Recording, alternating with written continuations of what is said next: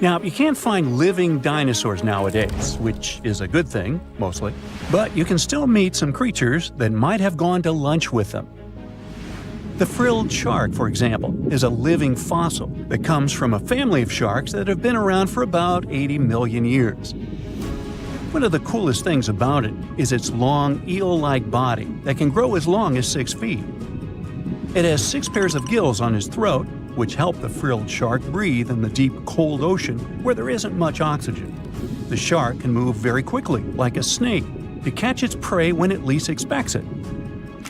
Little frilled sharks take an exceptionally long time to grow, up to 3.5 years, which is one of the longest times for any animal with a backbone.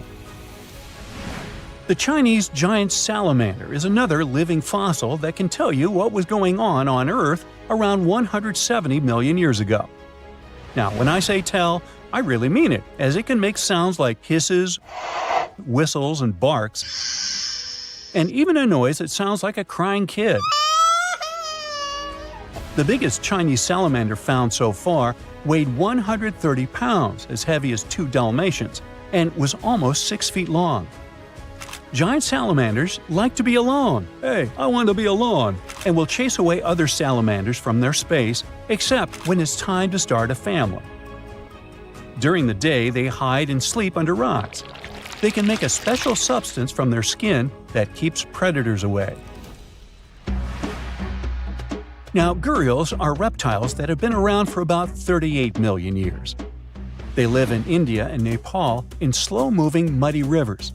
Sadly, there are very few gharials left in the wild, less than 100. These creatures can't control their body temperature, so they need to sunbathe to get warm or cool down in the water if they get too hot. Their eyes are close together and face forward, which helps them see in 3 dimensions and judge distances more accurately. Gharials also have a transparent third eyelid that protects their eyes when they're underwater. They have over 100 sharp teeth, but they can't chew their food. Instead, they use their strong jaws to grab prey and then, swallow it whole. The alligator gar is a fish that has a family history of more than 100 million years. It still has some cool features from ancient times, like being able to breathe both air and water. It also has a special spiral-shaped intestine, like a shark. The alligator gar is one of the biggest and heaviest fish in North America. Just like an alligator, it has a long body and snout, plus a row of sharp teeth. But instead of legs, the gar has fins to help it swim underwater. The tuatara isn't a lizard as you might think, and isn't a dinosaur either. This New Zealand resident is one of the most unique animals in the world. Scientists love studying tuataras because they can help us understand how today's lizards and snakes evolved. One of the coolest things about the tuatara is its third eye, called a parietal eye, on its head. It has its own lens, retina, and a nerve that connects it to the brain. Scientists think it might help the tuatara know when it's light or dark outside and absorb sunlight to make vitamin D or help them keep their body temperature exactly right. Tuataras can live an extraordinarily long time, up to 100 years. Cassowaries are the youngsters on our list, as they've been around for only 60 million years. They have some things in common with dinosaurs, like their 3-toed feet and how they breathe. Cassowaries love to eat fruit, lots and lots of fruit. This love of fruit helps the rainforest, because when cassowaries eat the fruit, their bodies don't harm the seeds inside. As they move around the forest, they spread these seeds, you can guess how, with their own natural fertilizer, helping new plants grow. Cassowaries are big birds, about 6 feet tall and weigh over 100 pounds. They have a special claw on each foot that is 5 inches long, and they can use it to kick real fast. If they feel threatened, they can charge, kick, and even jump on someone. They can also leap up to 5 feet in the air. So, the best thing to do is stay far, far away from where they live. The order Notostraca is a group of crustaceans that you may know as tadpole shrimp or shield shrimps. These animals have been around for about 360 million years. They have a wide, flat shell that covers their head, and they have a pair of eyes on top. These creatures can be found all over the world in different kinds of water, like freshwater, brackish water, and even salty pools. They can also look different depending on where they live. Notostraccans aren't picky eaters and can snack on pretty much anything, from plants to small animals and other shrimps. Some of them are considered pests in places like California rice paddies because they stir up the mud, which blocks sunlight from reaching the young rice plants. Sturgeons are some of the largest fish species on the planet. They live only in the cool waters of the northern hemisphere and never travel below the equator. Even though they are huge, sturgeons don't have teeth. They eat by sucking food off the bottom of rivers, gulfs, lakes, and oceans. Scientists believe that sturgeons came from a group of fish that first appeared around 419 million years ago, long before dinosaurs even existed. Their ancestors survived a big extinction event that wiped out 90% of all species and went on to become the largest fish in many rivers in North America and Eurasia. Sturgeons can live up to 100 years old or even older. Female sturgeons can lay up to 3 million eggs at a time, but not all of the eggs eventually turn into real fish. Our next hero, the Pacific lamprey, has successfully lived through at least 4 mass extinctions. Its ancient ancestors evolved over 450 million years ago. These creatures have cartilage instead of bones and a third eye, which is a special light-sensing organ on top of their heads. Instead of a regular jaw, they have a mouth surrounded by teeth. They latch onto prey and sup up body fluids like real underwater vampires. And although he wasn't living underwater, the story goes that King Henry I of England might have lost his life because of a lamprey. The English monarch loved this fish so much that he defied doctors' orders to stop eating its flesh.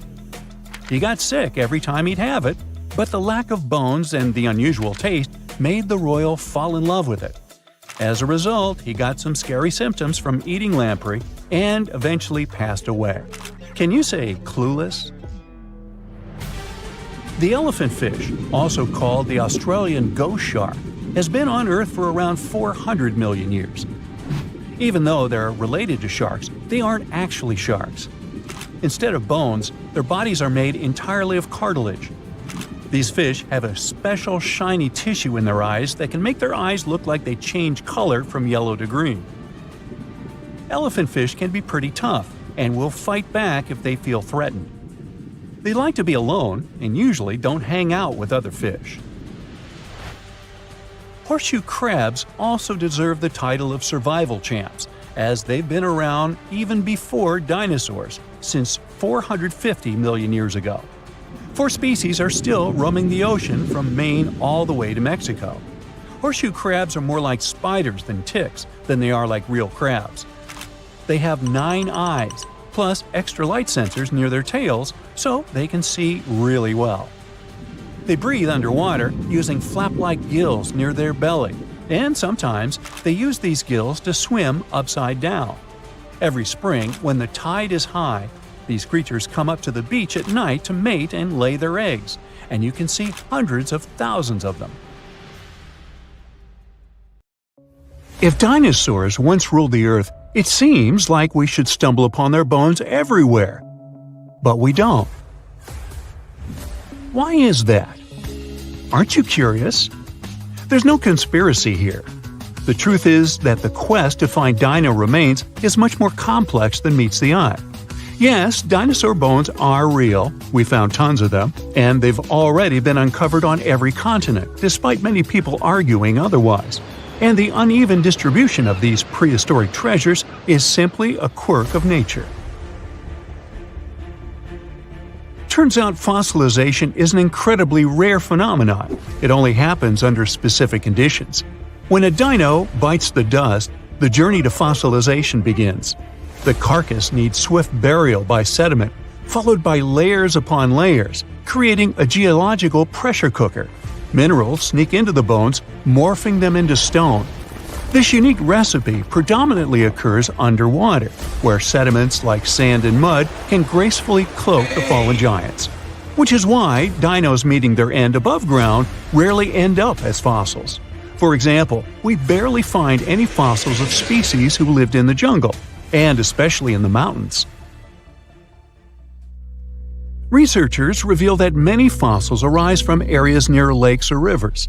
Whether drowned before a flood or carried away by rain, these dinosaurs lucked out in fossil formation. These are the reasons why we don't discover dinos in every nook and cranny. The harsh reality is that we might never meet many dino species, all because of these limitations of fossilization. Around 71% of dinosaurs will never be discovered. We don't even know how many species we've lost due to unsuitable conditions. If we're super lucky, we might find some fossils of mountain dinosaurs in local rivers, but that's a very rare case. So yes, while dinosaurs graced the globe, all the fossils we found so far were due to great luck. Now, this makes you wonder how much dinosaurs lived in general. There are myths about them leading a tortoise-paced life. People believe that dinos were sauntering through centuries to achieve colossal sizes. Funny enough, the truth is exactly opposite. In reality, dinosaurs lived shortly and shone bright like rock stars. Unfortunately, once these animals hit the prime of reproduction, they often found themselves on the fast track to fossilization before reaching their full-size potential. What's interesting is that dinosaur life cycles align with the rhythm of trees. Perhaps you know that it's possible to determine how old the tree lived by its rings. It's true, each pair of light and dark rings equals 1 year of age. Like the rings tell us about trees, dinos' bones tell us about them. Researchers examine slices of bones under a microscope, analyzing different tissues to gauge growth rates. Thick rings mean rapid growth, and narrow ones mean a more leisurely pace. In the animal kingdom, bigger usually equals longer life. So, some people wonder whether big dinos actually live longer. Apparently so. Large sauropod dinosaurs, akin to ancient behemoths, likely took around 30 to 35 years to reach their colossal peak. Following that, they might have enjoyed a few more decades on the prehistoric stage. For smaller dinosaurs, like the nimble arthropods, life was a swift affair. They grew to their full size after around 4 to 5 years of life. But after a mere 3 to 4 years, these mini dinos, unless super fortunate, might have bid adieu. So it turns out many dinosaurs didn't live for hundreds of years. Most of them, even colossal ones, rarely marked even their 50s. It's a surprise if you compare them to today's giants like blue whales and elephants. These animals boast human life spans. Blue whales live for around 80 to 90 years, and many elephants make it to their 60s to 70s. And they're not as big as some dinosaurs. Yeah, it's a pity that they left our planet so early, and we don't have a chance to study so many of them. What's even sadder is that dinosaurs have been doomed from the beginning. Even if a random cosmic rock hadn't hit our planet, dinosaurs would still have gone extinct by today. The Chicxulub meteorite smashed into our planet 66 million years ago. For the record, it didn't actually destroy all the dinosaurs, only the non-avian ones. The rest became birds. Yep, some of these colossal creatures became tiny chickens and pigeons we see today. Guess they know what wolves might feel like. But even before that happened, the Earth was slowly preparing a catastrophe for them. Recent research shows that the era before the asteroid impact wasn't exactly a paradise. It was more like a brewing cauldron of environmental challenges. The scientists delved into the Deccan Traps, one of the largest volcanic regions in present-day West India. They came up with an innovative technique to study the past through volcanoes by measuring sulfur concentrations in rocks. That's how they learned that the Deccan Traps, spewing millions of cubic miles of molten rock, contributed to global climate shifts. Over 100,000 years before the infamous Chicxulub meteor struck, global temperatures might have plummeted by several degrees. This sudden drop was most likely triggered by sulfur emissions from the Deccan Traps. And this, in turn, led to pretty wild, unpleasant climate conditions. The Earth ended up experiencing volcanic winters. This made life super challenging for flora and fauna and set the stage for the eventual dinosaur extinction. So, even if there was no asteroid, dinos wouldn't survive for too long. For a long time, scientists have been arguing whether it was the asteroid that wiped out the dinosaurs or the volcanic activity. Finally, technology is developing, and we can use it to answer this question. An AI system developed by researchers offers its own perspective. Using over 100 processors fed with geological and climatic data, the AI explored the fossil records and over 300,000 possible scenarios to find the truth. And, according to the machine, the volcanic theory is far more plausible. It told the scientists that the climate changes required for a mass extinction were likely caused by the Deccan traps alone, even without the asteroid impact. The volcanic eruptions coincided with the Cretaceous-Paleogene boundary, starting 300,000 years before the asteroid, and it continued for an extended period. This raised some questions about human versus AI judgment. Some scientists expressed skepticism and talked about the AI's potential bias. But the researchers who led the project are excited about the novelty of their method and its potential to explore other periods of Earth history. However, it will likely take some time for humans to build trust in AI. We already mentioned that non-avian dinosaurs survived this apocalyptic event. For some reason, neither volcanoes nor an asteroid wiped out everything on our planet. Many animals survived, evolving into mammals, and many plants continued to flourish. Plants went through this even better than animals, actually. A catastrophe bid farewell to about 75% of Earth's species, not to count all the individual losses. Yet, botanical wonders survived. Around 78% of our plant species owe their existence to their persistent ancestors. Unfortunately, plants don't turn into fossils as easily as animals do, and we already know that this process isn't quick or common either. So the researchers had to turn to evolutionary trees. They analyzed up to 73,000 surviving plant species. The findings revealed a remarkable narrative of evolution and dominance. Turns out, after the Great Extinction, these sneaky plants seized the opportunity, just like mammals who rose to prominence after the dinosaur era. Major orders, like those of mint, magnolia, and orchids, not only coexisted with dinosaurs, but thrived beyond the extinction. The secret to their success lies in how they could adapt for pollination. They didn't care whether they were pollinated by wind or insects or anything else, basically eating resources from anywhere they could find. Thanks to this awesome adaptability, which scientists call flower power, their legacy lives and flourishes today.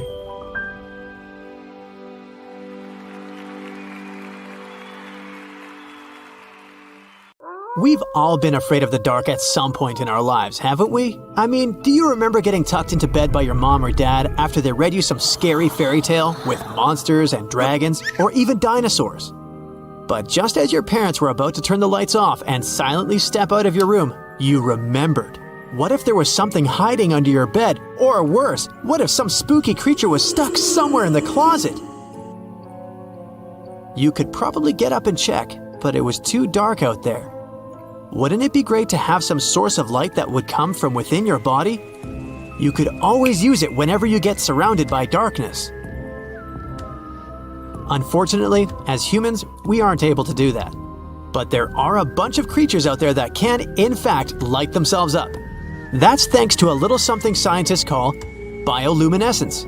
Animals and fish living in the ocean tend to have this talent more often than others. And you can find these creatures anywhere, close to the surface or deep down at the bottom. 2.5 miles deep if you have a knack for numbers. These creatures use their light for a lot of things, like communicating with other members of their species, luring in prey, and even scaring away enemies. Bioluminescence is basically an organism's ability to emit its own light. Chemistry has a lot to do with it. Such animals use two chemicals, one called luciferin and the other called luciferase. Add a bit of oxygen and bam! Light! Should you ever wonder if you actually observe bioluminescence or if someone just dropped a glow stick in the ocean, be on the lookout for neon blue, green, or even red sparkles in the sea. They're usually spread over a large area. This can even make the water look like glitter or a starry sky. You can thank squid, tiny crustaceans, and algae for this romantic atmosphere. Now, I've got another unusual phenomenon for you. How about a golden waterfall? I'm not kidding, it actually exists, and it's a natural phenomenon. To see it, you have to drive to Yosemite National Park to the Horsetail Fall. Make sure to plan your trip in winter or early spring. That's the only time during the year when you can see this awesome phenomenon. It doesn't need any scientific explanation. It's nothing more than sunlight at dusk hitting the waterfall in such a unique way that it makes it look like a river of lava. Or gold, your choice. That's the reason why during this time of year, the Horsetail Fall is also named the Fire Fall. Unfortunately, this phenomenon is becoming less and less visible within the years, mostly because of drought and other issues connecting with the melting of snow. So, should you ever decide to visit, keep an eye on the waterfall since the effect is very brief. Ever heard of a dirty thunderstorm? It's also called volcanic lightning. Apparently, specialists looking into the phenomenon have yet to fully grasp what it is. When a regular thunderstorm happens, particles with positive and negative charges collide, hence the giant spark we call lightning. It also makes a lot of noise, which you can recognize as thunder. But when a volcano is erupting, some of the volcanic ash particles get electrically charged, and while getting projected into the air with a huge force, they collide and cause electrical discharges. This whole process makes it look like there's lightning coming from the volcano itself. Imagine all that ash, gas, and smoke coming from the crater, and then add some electricity to the mix. It'll make the whole picture look really bizarre. No wonder this phenomenon is called the dirty thunderstorm. Now, how about clouds that look like waves? Those are called asperitas clouds, and they're actually quite close to the ground, unlike your regular day-to-day clouds. The name comes from the word aspero, which in Latin translates to rough or uneven. On rare occasion, you may spot such clouds when the weather is calm, but they're mostly associated with thunderstorms. These clouds appear during unstable atmospheric conditions, and surprisingly, they don't produce rain. Even though they do resemble dark storm-like clouds, they also create random patterns, tricking your eyes into thinking you're looking at the surface of the sea from under the water. Another impressive kind of cloud is called mammatus clouds. What makes them so special is a series of bulges emerging from the base of each cloud. One such cloud enters a level in the atmosphere where the wind direction changes. You can see these wave-like patterns in the sky. Australia is the place for you if you like surfing, but not all the waves you can catch there are made of water. Near a town called Hayden, there's a mysterious wave made out of rocks. This granite formation supposedly dates back to 2.63 billion years ago. That's way before dinosaurs started hanging around the planet. Standing at 49 feet high and 360 feet long, the wave was formed as a result of two processes: weathering and erosion. There's softer sediment at the base of the wave rock, which was chemically weathered by groundwater. Winds and rain did the rest of the job, causing the erosion of the rest of the formation. Its red, yellow, and gray stripes are made of iron hydroxide, carbonates, and other chemical compounds that were washed down by the rain. You've made it to Australia, so stick around a bit more. There's one more location here that seems unreal. You'll need to fly over this one, however, if you want the best picture. In the western part of the country, surrounded by green woodlands, there's a series of lakes. They're all a staggering shade of bright pink. Out of them all, the most famous is Lake Hillier, a 2,000-foot-long reservoir. It's surrounded by both sand and a forest of eucalyptus trees. This makes the cartoon-like hue of the lake stand out even more. One of the many theories explaining the color of these mysterious lakes is connected with algae. These algae appear to gather high levels of a substance called beta-carotene, which has a red-orange pigment in it. Another explanation involves haloarchaea. Those are microorganisms that sometimes look red. Even if you don't enjoy flying, The lakes are great for taking a swim. They're not toxic, even though they have loads of salt in them. This means you'll be able to stay afloat easily, and the water won't damage your swimsuit. During winter up north in Canada, a bizarre phenomenon happens at Lake Abraham in Alberta. Underneath the frozen surface, you can spot some weird objects that look like frozen jellyfish. It's definitely not the case, as these creepy formations are just frozen methane bubbles. Those are pockets of gas that were trapped underwater and got stuck there after the lake had frozen. They appear when leaves and grass fall into the water and bacteria digest them. This process transforms them into methane. This phenomenon is as beautiful and strange as it is dangerous. The pockets of methane can easily become highly flammable. When the temperatures rise during the spring, the ice melts and these bubbles start popping and fizzing. It's a spectacular sight to observe. Picture a lake filled with soda. Remember not to bring any source of fire. It can be very dangerous for visitors. You can check out these types of lakes all across Canada's Banff National Park. Nature often tends to make its own music. Just listen to the sound of crickets at night, or the soothing noise of a waterfall. But in Bucks County, Pennsylvania, there's a strange geological phenomenon which takes nature soundtracks to a completely different level. These are called the ringing rocks, and scientists still can't explain their unusual behavior. If you strike these rocks with a heavy object, like a hammer or another rock, the stones will make a ringing sound, as if they were hollow, but they're not. What makes the ringing rocks even more bizarre, apart from the mysterious sound they make, is that no animal wants to hang around there. Even though the rocks are surrounded by a thick forest, scientists haven't managed to trace any animal activity in the area yet. Even more striking is the fact that despite all the trees around the rocks, you won't find any leaves lying on the boulders. What makes these rocks so unappealing for both animals and vegetation is still up for debate. You decided to go scuba diving for the first time. The water is clear and the sun is shining on the seabed.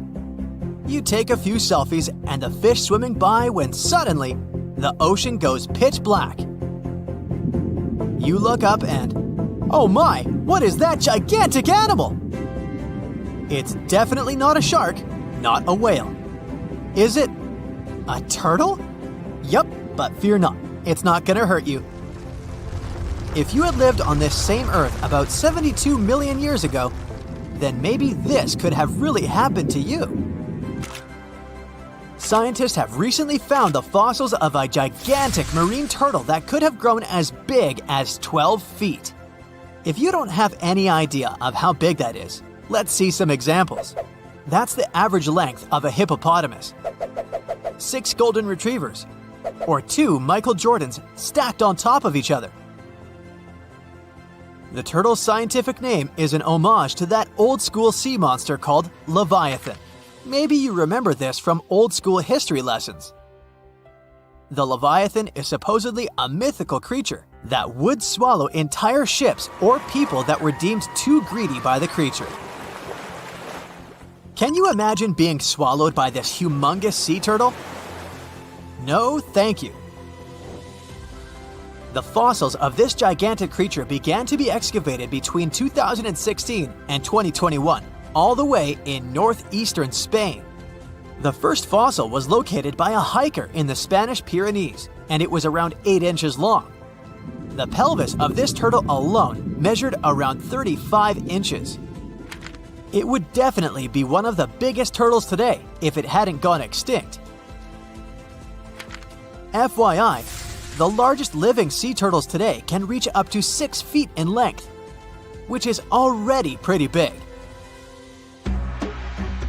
Now, how about a gigantic prehistoric scorpion? I bet most people here are not huge fans of these creatures, especially since they're poisonous, which is why the thought of a 9-foot-long aquatic scorpion might be the stuff of nightmares. Let's just say that if they hadn't gone extinct some 400 million years ago, lakes and rivers would be much more dangerous places for humans today. These gigantic insects were considered to be apex predators in their time, hunting everything from fish to other animals, even of their own kind. Yikes! I got goosebumps just imagining these creatures. Should we thank the asteroid that hit our planet now or later on in this video? Another prehistoric animal that would shock humans if it were still alive is the so-called Megatherium, a gigantic sloth. This huge sloth is believed to have grown up to 20 feet long, and its weight could be up to 8,000 pounds. It was found in the woodlands and grasslands of South America. The creature used to stand on its 2 feet in order to reach leaves on high branches. These giant sloths had huge claws. They helped them climb trees. I gotta say, I feel uncomfortable imagining these elephant-sized sloths climbing trees. Oh, of course, some dinosaurs will make our super-sized creatures list. But before that, here's a fun fact. Did you know some dinosaurs are still alive today? Scientists have proven that birds are classified as theropod dinosaurs. Such infamous creatures as the T-Rex and Velociraptor belonged to this group. I'm sure you've heard these names even before you watched Jurassic Park. The Velociraptor is that scary dino that breaks into the kitchen. Well, they evolved, gained some feathers, and turned into various species of birds we know today.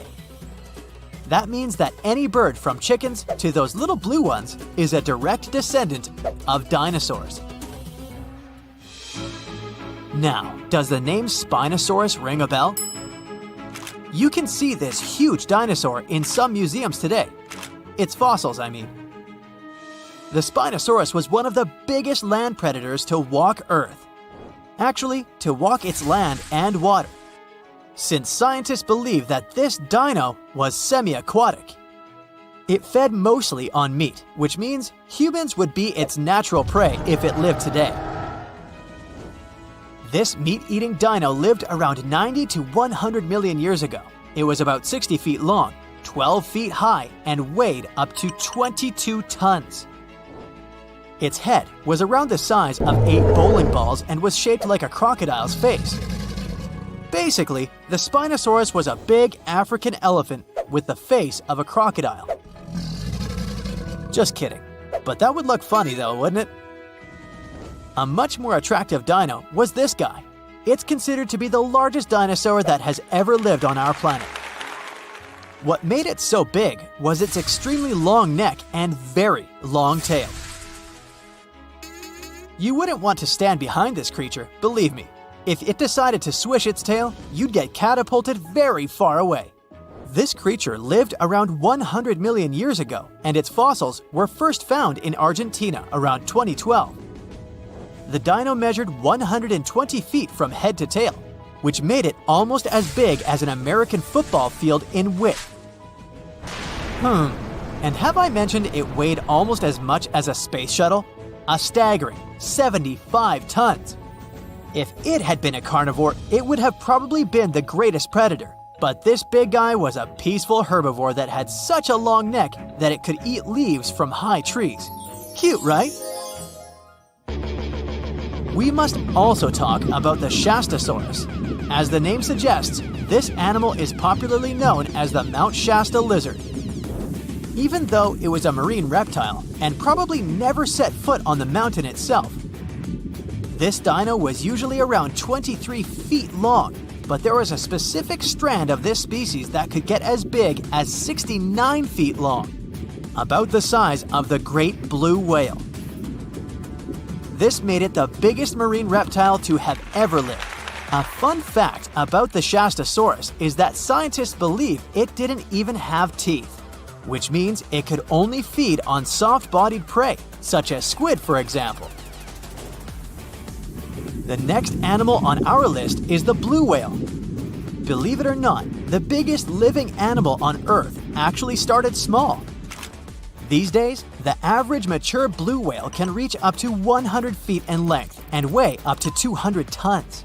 That's more or less the weight of 40 elephants put together, or 30 Tyrannosaurus rexes, or 2,670 average-sized people. blue whales have to eat up to 50 million calories per day to support that body. That's the equivalent of 30,000 Big Macs, just FYI. But blue whales weren't always this big. They actually evolved from a four-legged mammal that lived on Earth around 48 million years ago. Their ancestor was called Pachycetus, and it was only 6 feet long. Here's a fun fact. To be able to live in the water as one does today, the blue whale had to go through some intense adaptations. A blue whale can replace up to 80 to 90% of oxygen in its lungs each time it takes a breath. A human replaces only up to 15% for comparison. It allows these animals to dive for up to 1 hour at a time, down to a staggering depth of 330 feet. Elephants were bound to make the list. Elephants are currently the largest land animals on Earth. They can grow to be about 13 feet tall and weigh up to 7 tons. That's pretty small if we compare it to the other animals that once lived on Earth, right? But if we placed a 6-foot-tall human next to an elephant, we'll see it's not at all that small.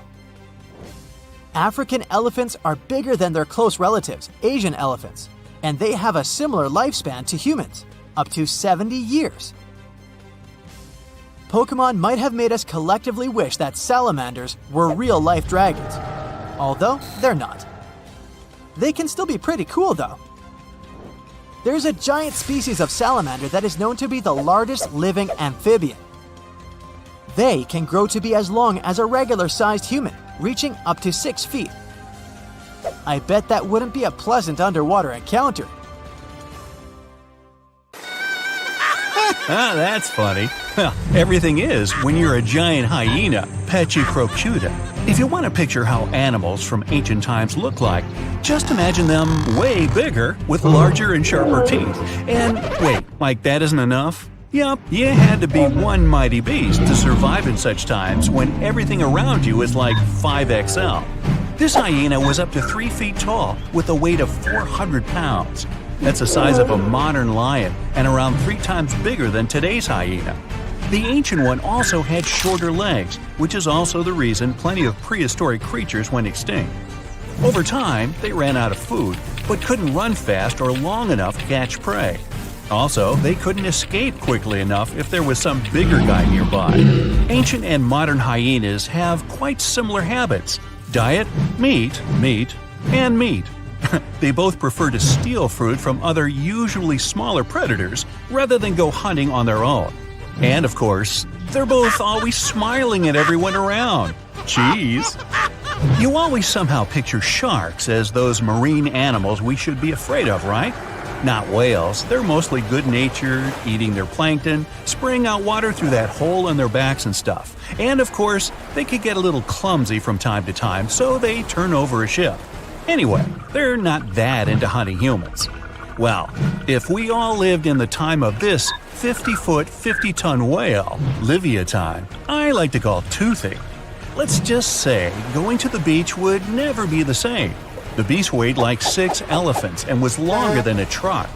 Oh yeah, about that toothy thing?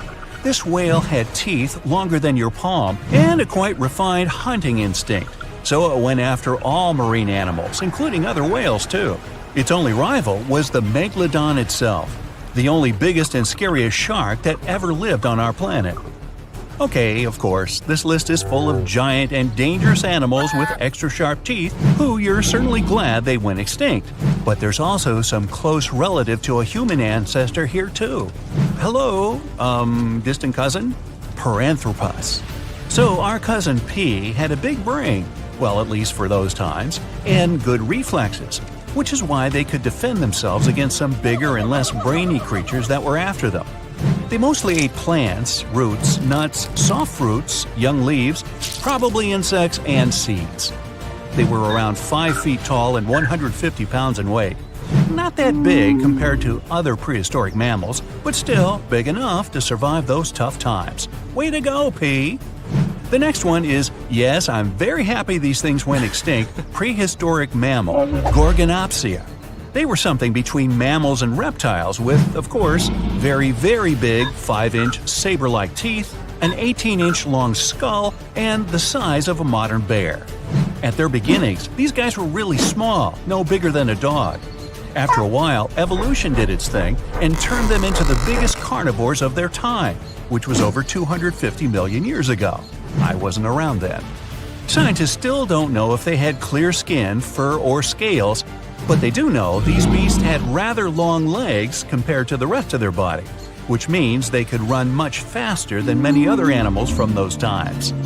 Andrewsarchus, or Andy, my nickname for it, is everything you would attribute to today's predators, such as tigers, wolves, or hyenas. Only a bit more intimidating version, of course, with extremely sharp teeth. Who would have thought the biggest meat-eating mammal that ever lived is actually a part of the family where pigs, camels, and antelopes came from? It had the size of a modern bison, with a weight of at least half a ton. Andy wasn't that picky with the menu, so it went after most other animals that lived back then, which was around 40 million years ago. It seems ancient times were those where tigers or some other predators were afraid of pigs, unlike today. Yup, step back, Terminator pig, Entelodon, is on its way. Okay, research actually showed they were more like hippos, whales, and its cousin Andy. But this cool nickname has already been given, so we can't go back. Early Terminator pigs were no bigger than today's swines, but they grew to become cow size over time. They also had short snouts, but a couple of million years later, evolution decided that's not scary enough and made their lower and upper jaws much longer. Oh, and they got an even sharper set of canines, a special How to Creep Your Rivals edition. Whew! Finally an ancient mammal we don't have to be afraid of. Well, at least if we're not in its way, because if this giant accidentally stepped on you, squish. But at least its menu consisted of plants, so we would be safe at some point. Let me introduce you to the gentle giant thunder beast, Brontotherium. It had quite a sturdy nasal horn, weighed 3 tons, and was 16 feet in length, which is bigger than a modern rhino. The size, unfortunately, didn't help it much. Andy was always just breathing down its neck, preying at it and its companions. Such a list definitely can't go without the menacing saber-toothed cat. Around 4 feet long, 100 pounds, agile, completely capable of hunting in coordinated packs. But you know cats, they like to brag about the catch they got on their own. That's our Megan, Megatherion. You can find her and her companions all over the world, in Europe, Asia, North America, and Africa. Now, we often think all big cats are into running after their prey, but Megan wasn't built for speed at all, nor did it sprint after her prey like some other cats. No, she preferred to wait for the prey to get closer. She would choose a good spot, climb up some tall tree, hide, and simply chill. After a while, some innocent herbivores would go there to drink some water, and bam! Surprise! Megan's down. Her hunting style is something we see in leopards today. Teeth were her main weapon, so gotta watch out for those big upper canines. Oh, finally a name I can more easily pronounce, so I don't have to come up with my own. The giant short-faced bear. This beast could run up to 40 miles per hour. After it cornered its prey, the bear would rear up to its full height, 13 feet, so the poor animal knew nothing good was about to come. Cave bears usually prefer vegetables, but as far as this short-faced one was concerned, nah, meat is way better. It liked to hunt as well as collect what other predators would leave behind. Also, as far as is known, apparently no one ever asked this short-faced bear, "Hey, why the long face?" Leo, the prehistoric lion, Thylacoleo. Gee, sounds like a pharmaceutical. Anyway, 5 feet long, 200 pounds, insanely strong jaws, sharp teeth, long retractable claws, muscular body. Hey, it's me. No, not really. It also had a surprisingly powerful tail. Leo actually comes from the land down under, where ancestral kangaroos lived, and they also had quite strong tails to balance themselves. Okay, speaking of kangaroos, here's one small surprise: Leo's roots. You would think kangaroos, koala bears, and giant wombats were there just to live a happy life until they became someone's breakfast. But their family somehow raised an animal that looked like a saber-toothed tiger but with bigger teeth. Yes, Leo, way to go, breaking the stereotypes. Leo was somewhere at the top of the food chain in his times, even though he had one quite strong rival, a giant monitor lizard, Megalania, or even some plus-size crocodile, Quincana. Okay, move guys, this is not a video about reptiles, wait your turn. Prehistoric age, dinosaurs ruled all over the region, making a mess, while other animals shiver in fear and hide from them. Hey, not so fast, dinos! There's Mr. R, Rapenomamus, a mysterious mammal that decided to stand up to the authorities. He showed up 130 million years ago and was a badger-like 3-foot-long animal. Doesn't sound much compared to the T-Rex and bigger dinos, but was way bigger than some of those feathery dinosaurs from the same time. Not only that, he would eat them. We don't know how exactly, but let's just say Mr. R had his own ways. I'm guessing it was for breakfast. Currently, there are approximately 20 billion animals inhabiting our world. If everything were ideal, we would have 5 billion more animals on Earth. But many species have gone extinct, and around 44,000 species are currently endangered. The largest, most recent mass extinction event in history occurred during the Dinosaur era, leading to the eradication of 75% of species on Earth. The Tulachi wallaby is a long-lost relative of today's kangaroo, but they had a hidden superpower, night vision. That's why they were mostly active at night. They were 3 feet tall and fed on grass, fruit leaves, and other plants. Wallabies lived in grassy areas near swamps and other water bodies, but not for long. By the 19th century, their numbers had gone down, bringing them to the edge of extinction. Only 14 wallabies had been left in the wild by 1920. A rescue mission was launched. They tried to capture the last 14 animals to protect them. But the situation got out of control and 10 wallabies lost their lives. The 4 remaining ones were transferred to a special facility, and in 1935, the last animal passed away. Only one picture of the Tulachi wallaby is left now.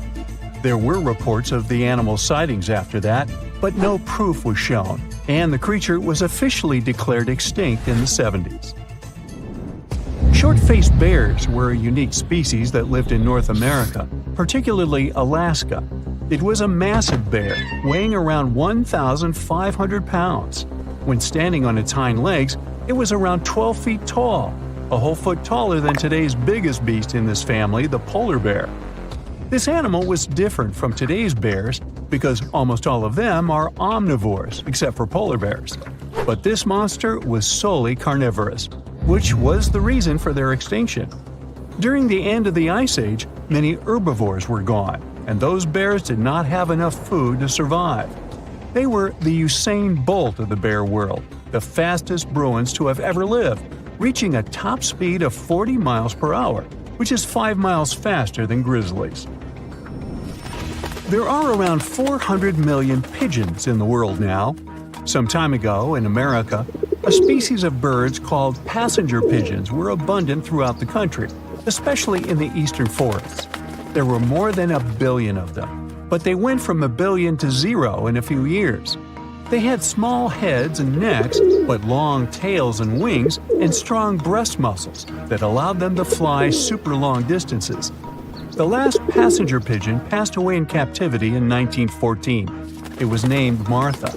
With that, the ecosystem in the U.S. has never seen this bird again. Now, elks are enormous animals, but they look tiny when you compare them to long-gone Irish elks. That elk was around 7 feet tall at the shoulder with a humongous antler of 12 feet.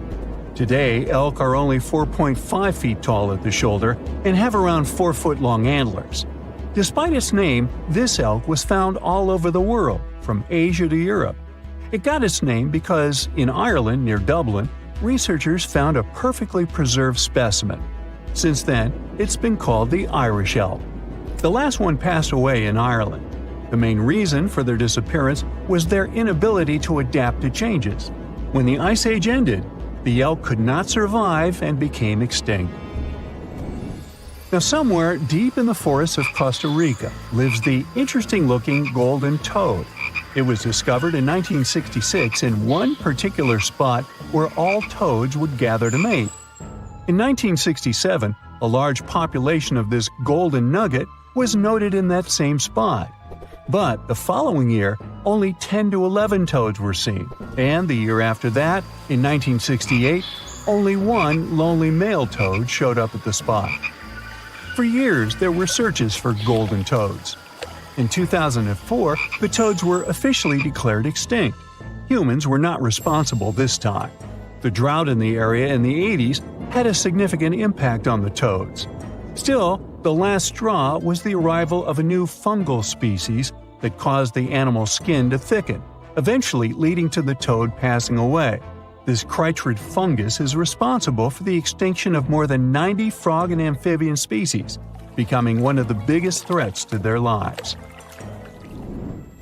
Now, Canada is a very cold country, no surprise there, and nobody would expect tropical birds like parrots to live there. However, there was a parrot species that lived in America and some parts of Canada. I'm talking about the Carolina parakeet. Those were truly beautiful birds with orange-yellowish heads and green bodies. Their favorite rest spots were big trees alongside rivers. This parrot's favorite food was cocklebur seeds, which are poisonous to us, but the bird had no problem eating them. Also, they used the dangerous cockleburs as a defense mechanism.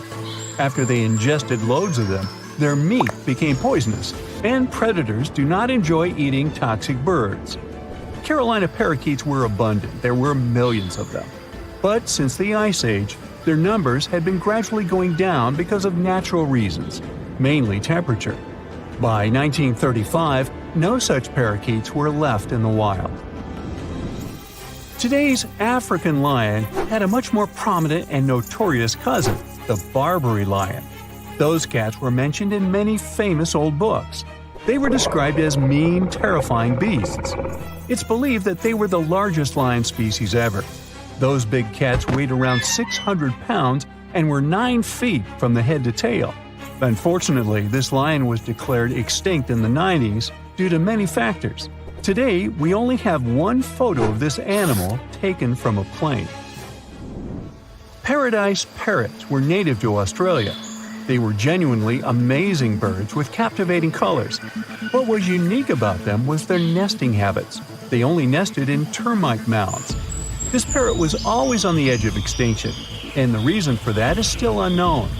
Mice, rats, and other animals also hunted them, and it added fuel to the fire.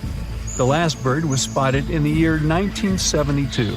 Since then, paradise parrots have only been seen in museums. The Gulf of Mexico was once home to Caribbean monk seals. This species of seals enjoyed spending time in the warm subtropical climate of the Caribbean. Most of the time, they were found near reefs and islands, foraging for food. Like most of us, they also loved sandy beaches and were usually seen in groups of 100 seals, resting before the next adventure. In the year 1886, monk seals were declared extinct. You can still see this animal in 2 museums. Both are located in the UK.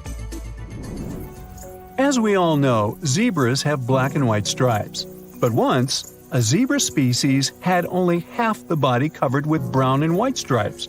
The rest was just brown, and the belly was white. It was called the quagga. They lived in the southern part of Africa in grass fields and wet pastures, like today's zebras, and ate grass and other plants. The last quagga perished in 1888, but not all hope is lost. Today, extensive research is being done to bring this animal back into the wild. Australia is home to many outlandish animals, but the craziest ones are probably gastric brooding frogs. This species is not like your ordinary frog that lays eggs. They hatch their young inside their stomach and give birth by vomiting around 25 fully formed young frogs. Sometimes their stomach becomes so bloated that they have to breathe through their skin. 2 species of this frog were discovered in the northern and southern parts of Australia in the 1970s by Mike Taylor. A decade after their discovery, both species are gone. The main reason for their extinction is the chytrid fungus. Luckily for them, they're also part of a de-extinction program that's putting serious efforts into bringing them back into the wild. Every species on Earth, you, me, and that nasty neighbor of yours, is destined to go extinct someday. Just like what happened to the woolly mammoths and saber-toothed tigers. Stats aren't bright. Scientists say that 99% of all animals that ever lived are now extinct. Hey, what's that look on your face?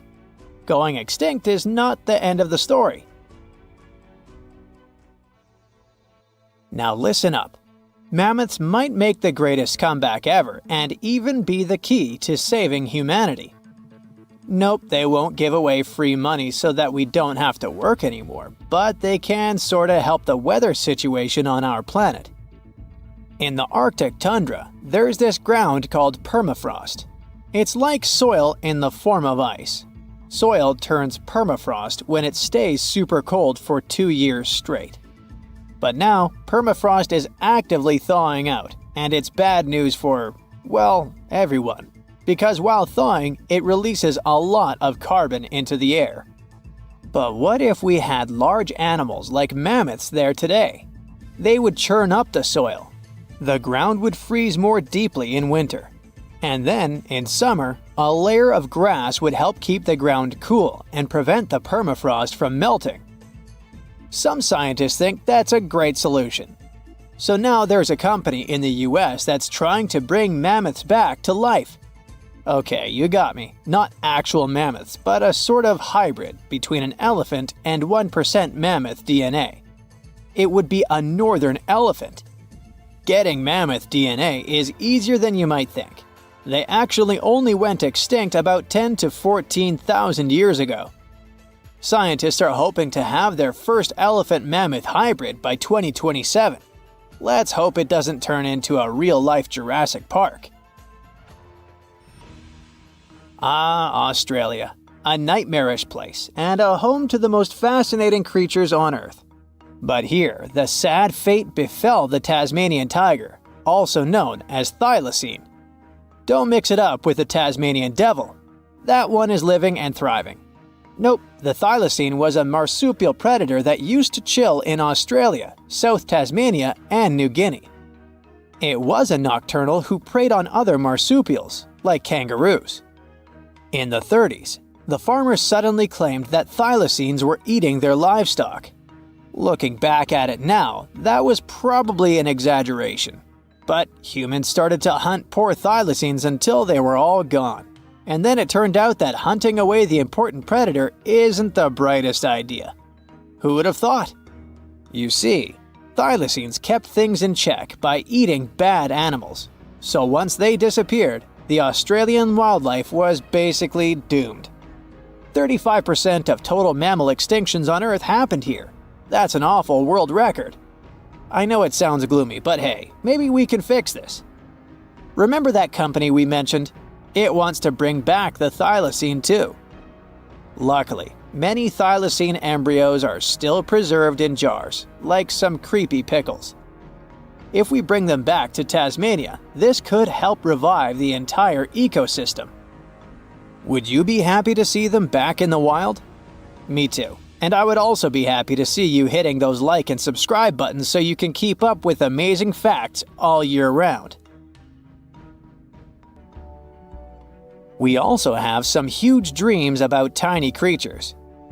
Take a trip to Mount Hotham Ski Resort in Victoria, Australia, and here you can find the mountain pygmy possum, a tiny bundle of cuteness.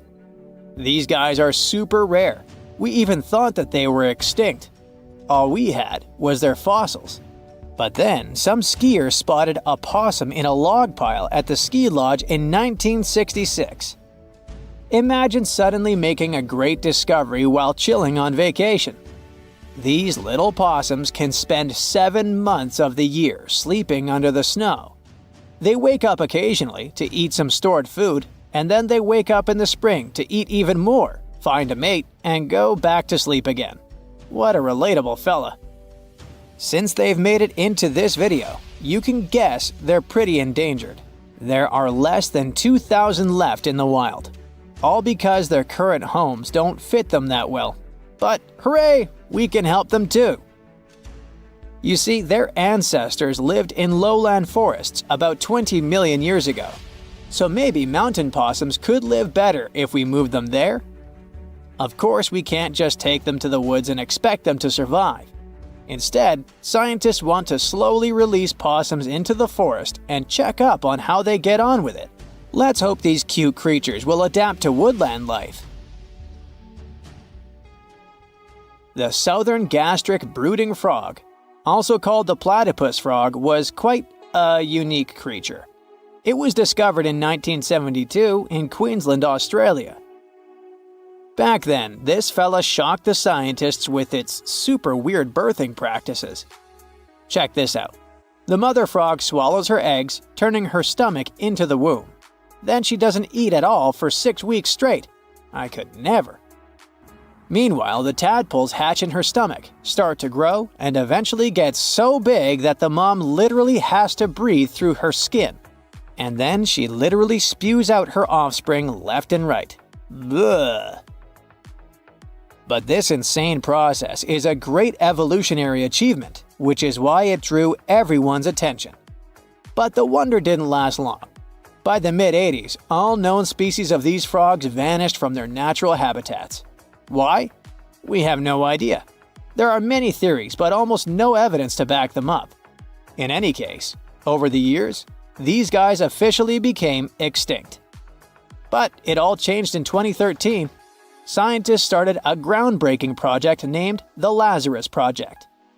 Now they want to resurrect these frogs to learn cool cloning techniques from them. Are you guys ready to copy their genetic preservation method? Yeah, me neither. But let's dive deeper. Literally go in the water. Meet the coelacanth. This creature lived in the oceans back when the dinosaurs roamed our planet, and didn't even notice the asteroids. These guys are the Methuselahs of the sea. They can live up to 100 years, and they don't even start thinking about leaving offspring until they're around 55. At least they've got plenty of time to live for themselves. We actually thought this creature had gone extinct about 65 million years ago. But then, the first Latimeria specimen was discovered off the coast of South Africa in 1938. Now they're known as living fossils. And these fish are enormous. They weigh around 200 pounds. They're also super stylish, with those lobe-fished paddles that make them look like disco balls. Oh, and they're great aerialists. Thanks to those versatile fins, they can even do headstands and swim belly up. The coelacanth is also a bit of a homebody.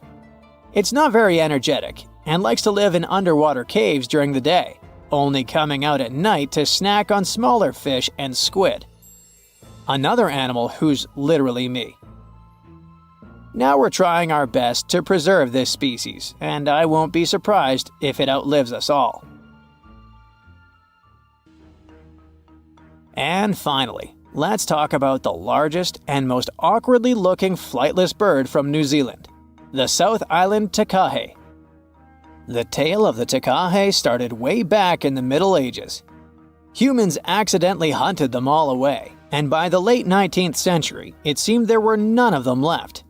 But then, they were rediscovered in New Zealand in 1948. Poor guys did all they could to hide from us in the mountains, but we still got them. But it's different now. Since then, we've been trying our best to save them from extinction. There's a takahe recovery program going on, and it shows great results. They managed to greatly boost the number of birds in the wild. As of 2023, the takahe population has grown to around 500 birds.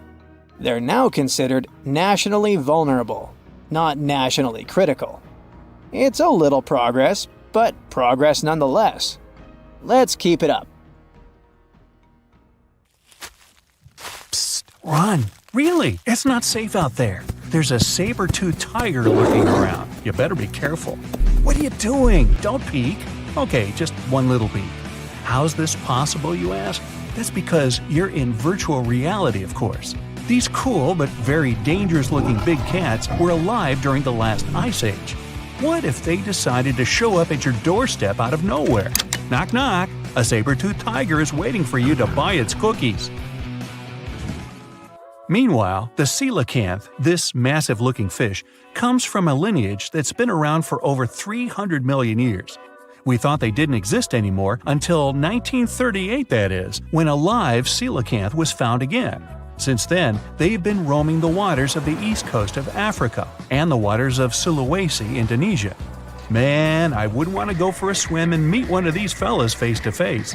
Their jaw has an intercranial joint, which means their mouth opens up by a lot. This is so they can eat large prey, like me. Not good. They're huge too.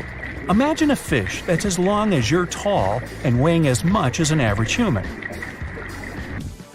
The takahe, a flightless bird, was thought to be gone in the year 1898. They're very cute, small and multicolored, usually not taller than your knee. But picture this. You're out for a hike in the Murchison Mountains. Looking around, you spot the bird you thought was extinct. But there they are, as happy as ever, surviving and chilling. Whole colonies of takahes was indeed found just 50 years after they were pronounced extinct. Good job, tiny little birds. A singing dog. Ever heard of those? Riley does sing sometimes when he's bored or hungry, but these are real performers. New Guinea singing dogs.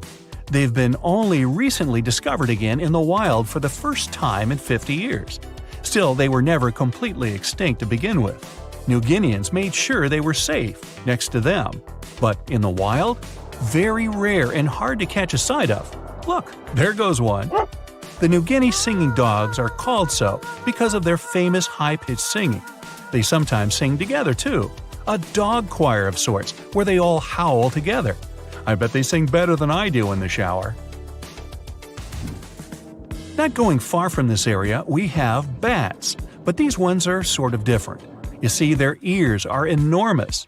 I guess that's why they're called the New Guinea big-eared bats. Clever. The species was found again when one of them was accidentally caught in a bat trap. Until then, I guess they were playing hide-and-seek with us, because up till 1890, they had been thought to be gone. They're still not out of the danger zone because of habitat loss. Imagine you discover a fossil of a species you thought had been extinct for a long time, yet 2 years later, a whole living group of said species is found. Well, this is exactly what happened in 1977 with the Majorcan midwife toad. It's sort of brownish in color with darker brown that makes up its skin spots. Other than that, it's just a small toad with googly eyes. The group of live toads was found close to where the fossil was, on the island of Majorca. There aren't many of them left, about 500 in fact, and as of right now, they're declared vulnerable by the International Union for Conservation of Nature. Now, are you a fan of tortoises? You will be when you take a look at this huge beauty. It's called the Ferdinanda Island Galapagos tortoise. It hasn't been seen since 1906, but on February 17, 2019, we were finally able to look at one of these beautiful creatures. It's probably out there with a few of its mates right now, but they also don't allow themselves to be seen. We only know they exist because there's a few tracks and scents. With yet another frog, we have the horned marsupial frog. They're out and about in Ecuador, in the Chocó forest to be more specific. They're called this way because of their distinctive horns directly on top of their eyes. You know the pouch kangaroos use to carry their offspring? Well, the female horned marsupial frog also has that, except it's on the back, so it acts as sort of a backpack. They develop their embryos there, and when they're ready to come out, they hatch as complete infants, unlike regular frogs where they start out as tadpoles. One more toad, the starry night toad or harlequin toad. They're black and covered with loads of white spots all over them.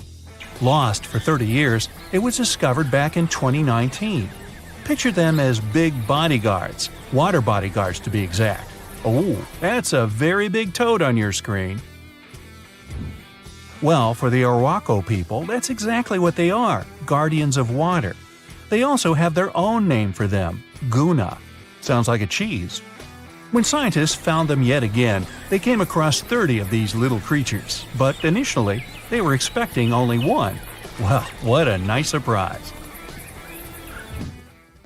Here's a tiger for you, although it doesn't quite look like your typical tiger.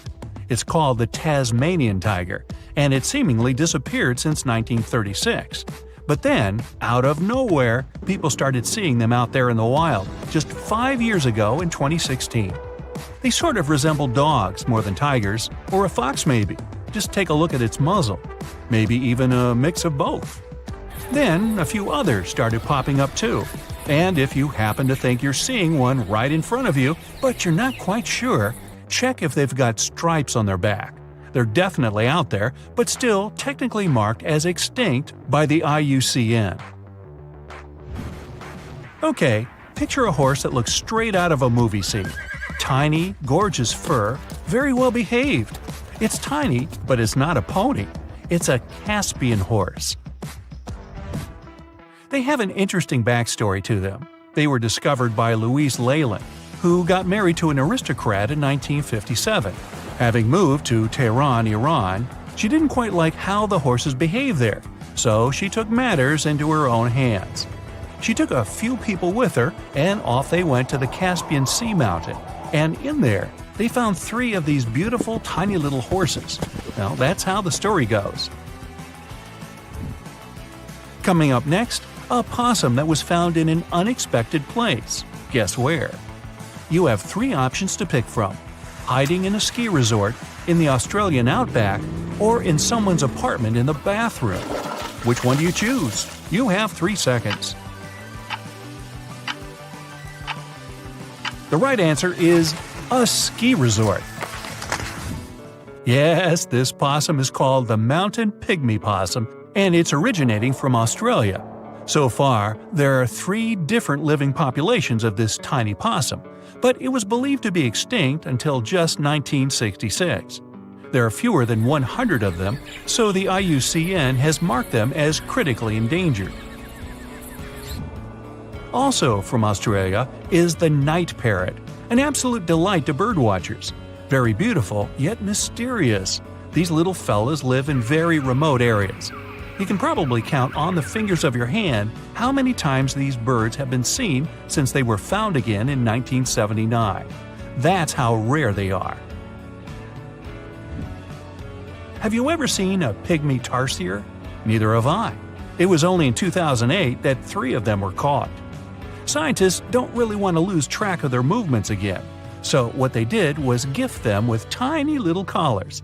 This way they can live their life as happy as ever and will know they're safe. The last one I want to tell you about is the tree lobster, but as the name might mistakenly tell you, they're not really lobsters.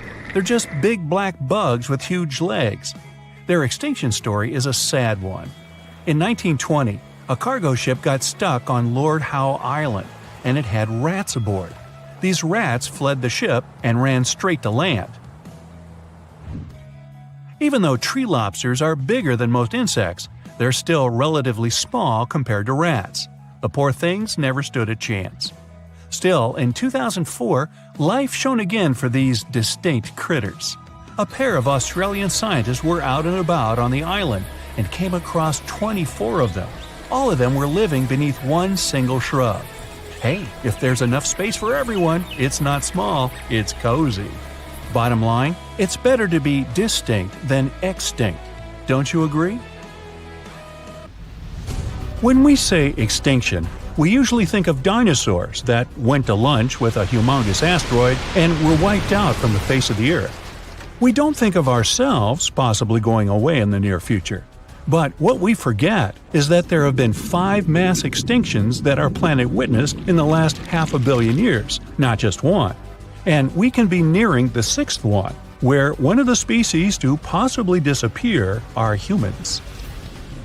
The first great mass extinction came about 440 million years ago in the Ordovician period. Back then, life was mostly thriving in the oceans and along the coastlines. Biodiversity was great at the time.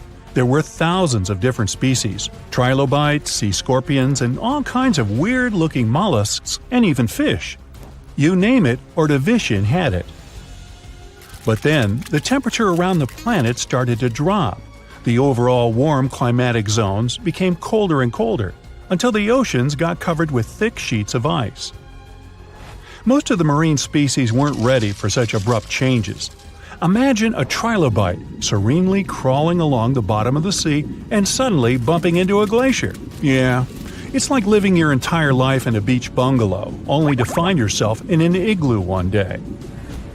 The event was dubbed Late Ordovician Glaciation, which led to Late Ordovician mass extinction. Over 60% of all species that lived in that period disappeared. Only ancient fossils were left for paleontologists to discover hundreds of millions of years later. Nobody still knows exactly what caused the temperature drop at the time. The main theory is that the CO2 levels in the atmosphere fell sharply. It led to cooling down the entire surface of Earth. But the reasons for such a collapse are still under debate.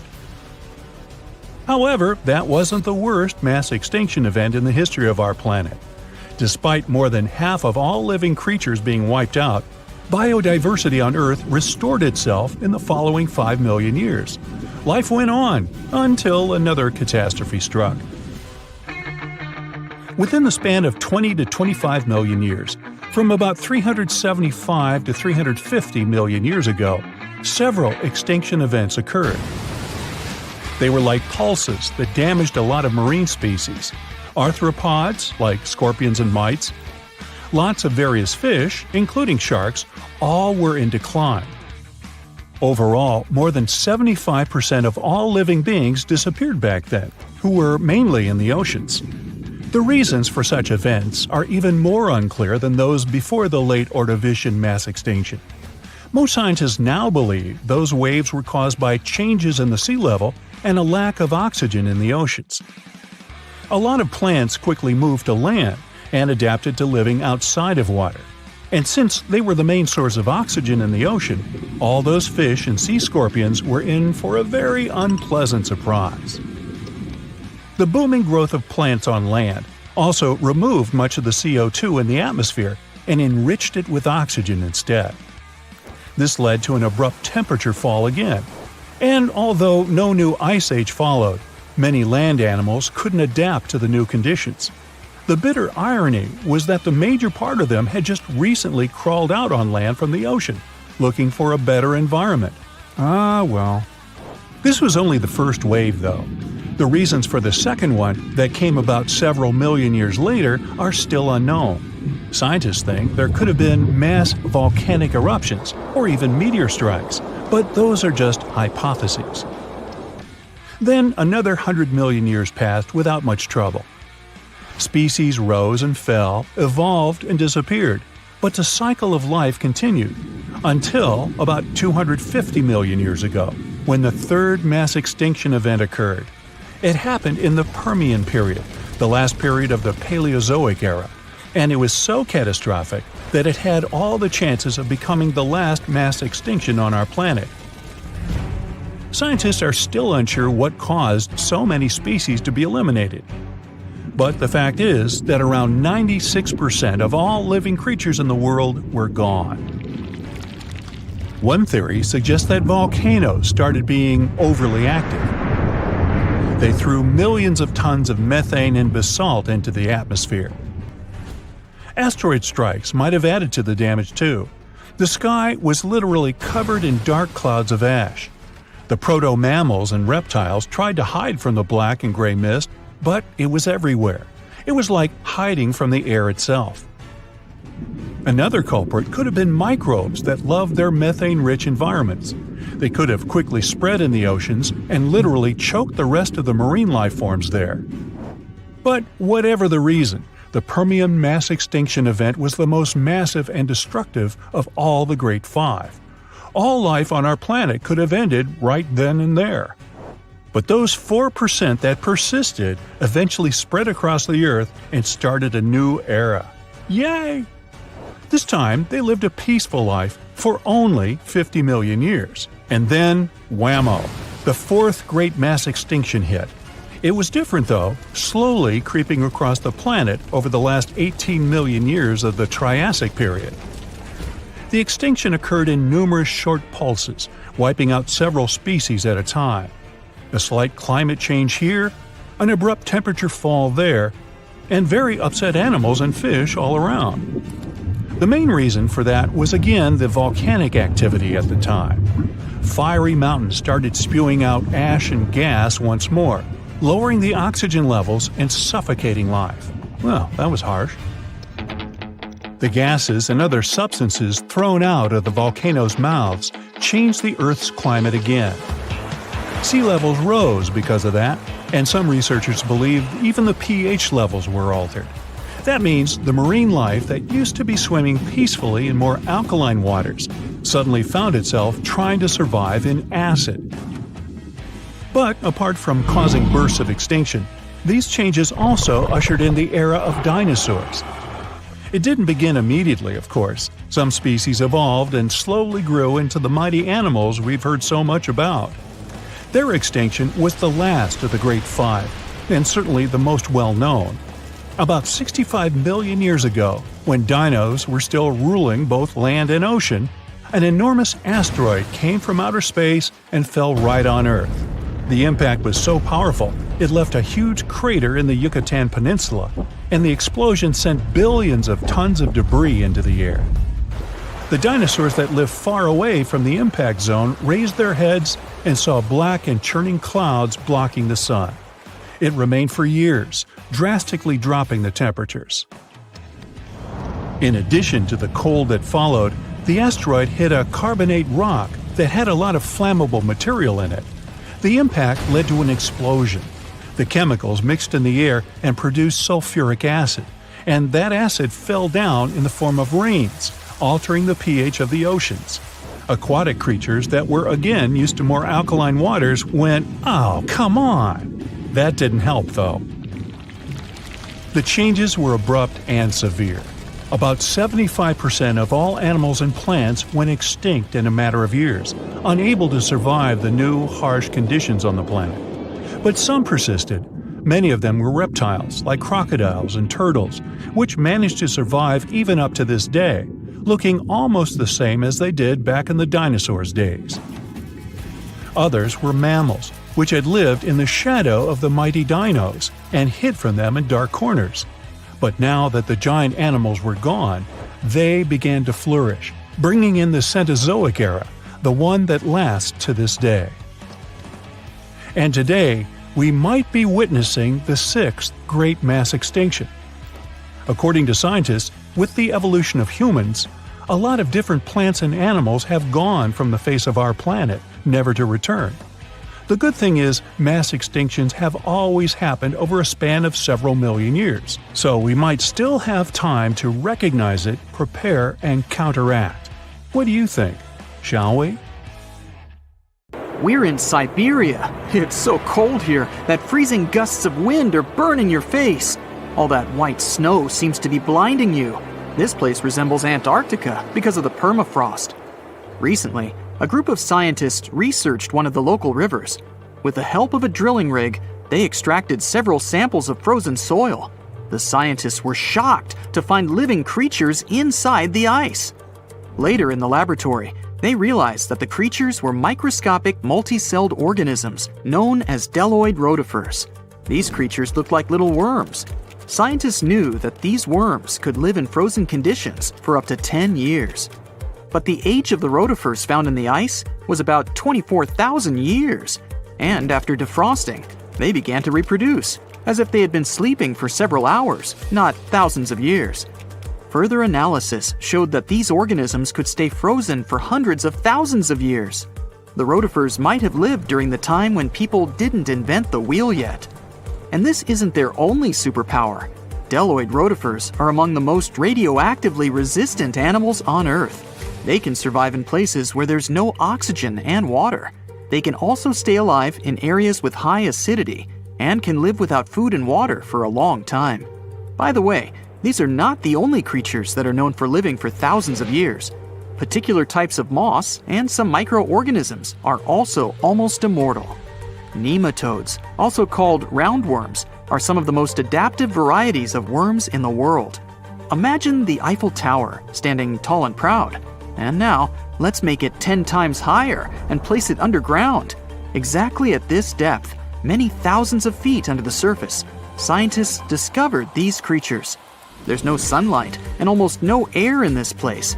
And since it's much closer to Earth's core than the surface of our planet, the temperature here is higher than in the middle of the hottest desert.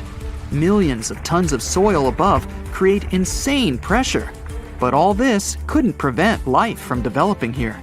When roundworms run out of air, food, or when the temperature becomes too high, they get into a unique state of stasis, or deep hibernation. In this mode, the worm's metabolism slows down, and almost all the processes in their bodies stop. The creatures can sleep for a very long time, and only wake up when the environment becomes more livable. By the way, you don't have to go so deep underground to find these creatures. Nematodes are found all over the world. They can live in hot springs, deserts, high in the mountains, among the harsh ices of Antarctica, or inside animals and humans. Our next invulnerable creatures are tardigrades, also known as water bears. These are microscopic, 8-legged invertebrates closely related to arthropods. It's impossible to see them with the unaided eye. But a conventional microscope will allow you to see tardigrades in detail. They look like minuscule bears. They're called water bears because they need a thin layer of water around their bodies at all times. It's necessary to prevent dehydration. Tardigrades have been found in all kinds of environments, from ocean depths to sand dunes. They're incredibly robust thanks to their unique organism structure. Yeah, they look soft, but their body is covered with a tough cuticle. This coating resembles the exoskeletons of grasshoppers, mantises, and many other insects. Water bears shed their old layer of the cuticle when they need to grow. Each of their 8 legs has 4 to 6 claws, which helps them cling to any surface. The bears can survive at a temperature that's almost 3 times as cold as the temperature in the ice of Antarctica. Heat doesn't harm them either. They have been proved to survive at the temperature that makes water boil. Also, water bears are not afraid of radiation and high pressure. In the depths of the ocean, pressure can destroy alloys of the strongest metals, but these creatures can withstand pressures 6 times greater. But the coolest thing is that they can live in the vacuum of space. Our planet has a magnetic field. This is a shield that protects us from solar radiation. Tardigrades don't need this protection. They can go into near-Earth orbit and come back unharmed, all thanks to a protein protecting their DNA from ionizing radiation.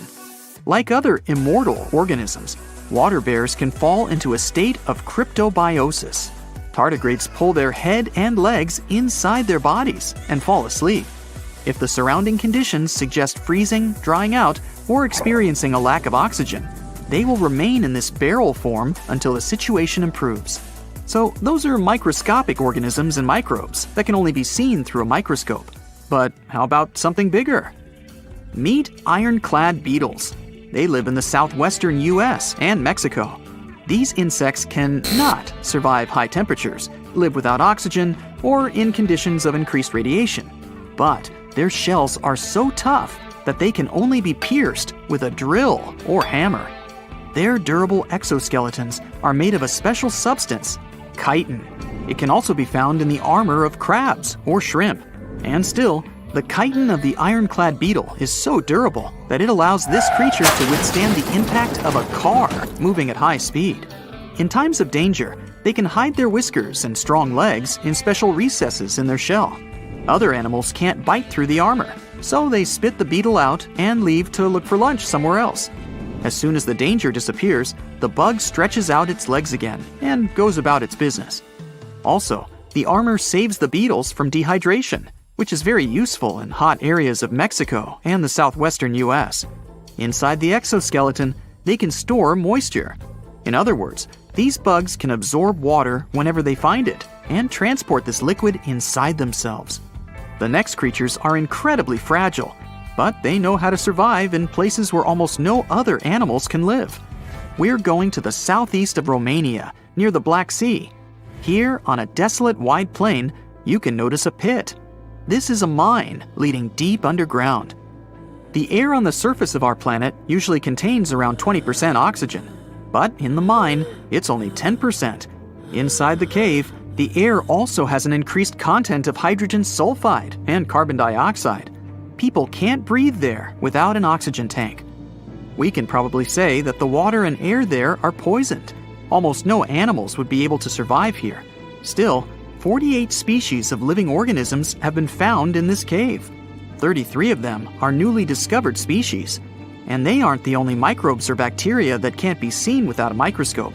Something bigger lives here. Strange white snails crawl over the walls of the mines. Transparent shrimp and a bunch of unknown kind of leeches swim in the water. White centipedes with huge whiskers and creepy white spiders run on the ground. And they all have been growing here for almost 5 million years. You might notice a water scorpion and another unidentified species of this animal. It doesn't look like its relatives living in hot sands or tropical forests. No living creature here looks ordinary at all. All animals are either white or transparent. They have no eyes, but are equipped with long paws and antennae whiskers that help them navigate in this dark space. The deeper you go into the cave, the less oxygen the air contains. But the number of living organisms is increasing. The air is filled with methane and carbon dioxide.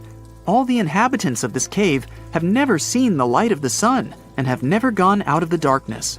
It seems impossible to survive in such conditions where plants don't produce oxygen. The answer to the question of their survival is hidden in a small lake. The surface of the water is covered with strange foam. If you look closely, you can see that this white substance is alive. It resembles soft, wet paper that is easy to tear.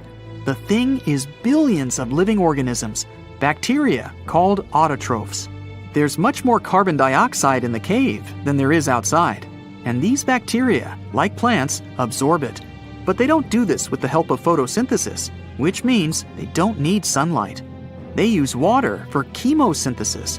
What these bacteria secrete is food for other bacteria, and these other bacteria are food for bigger creatures. A unique food cycle that you can't find anywhere else on the planet only exists here.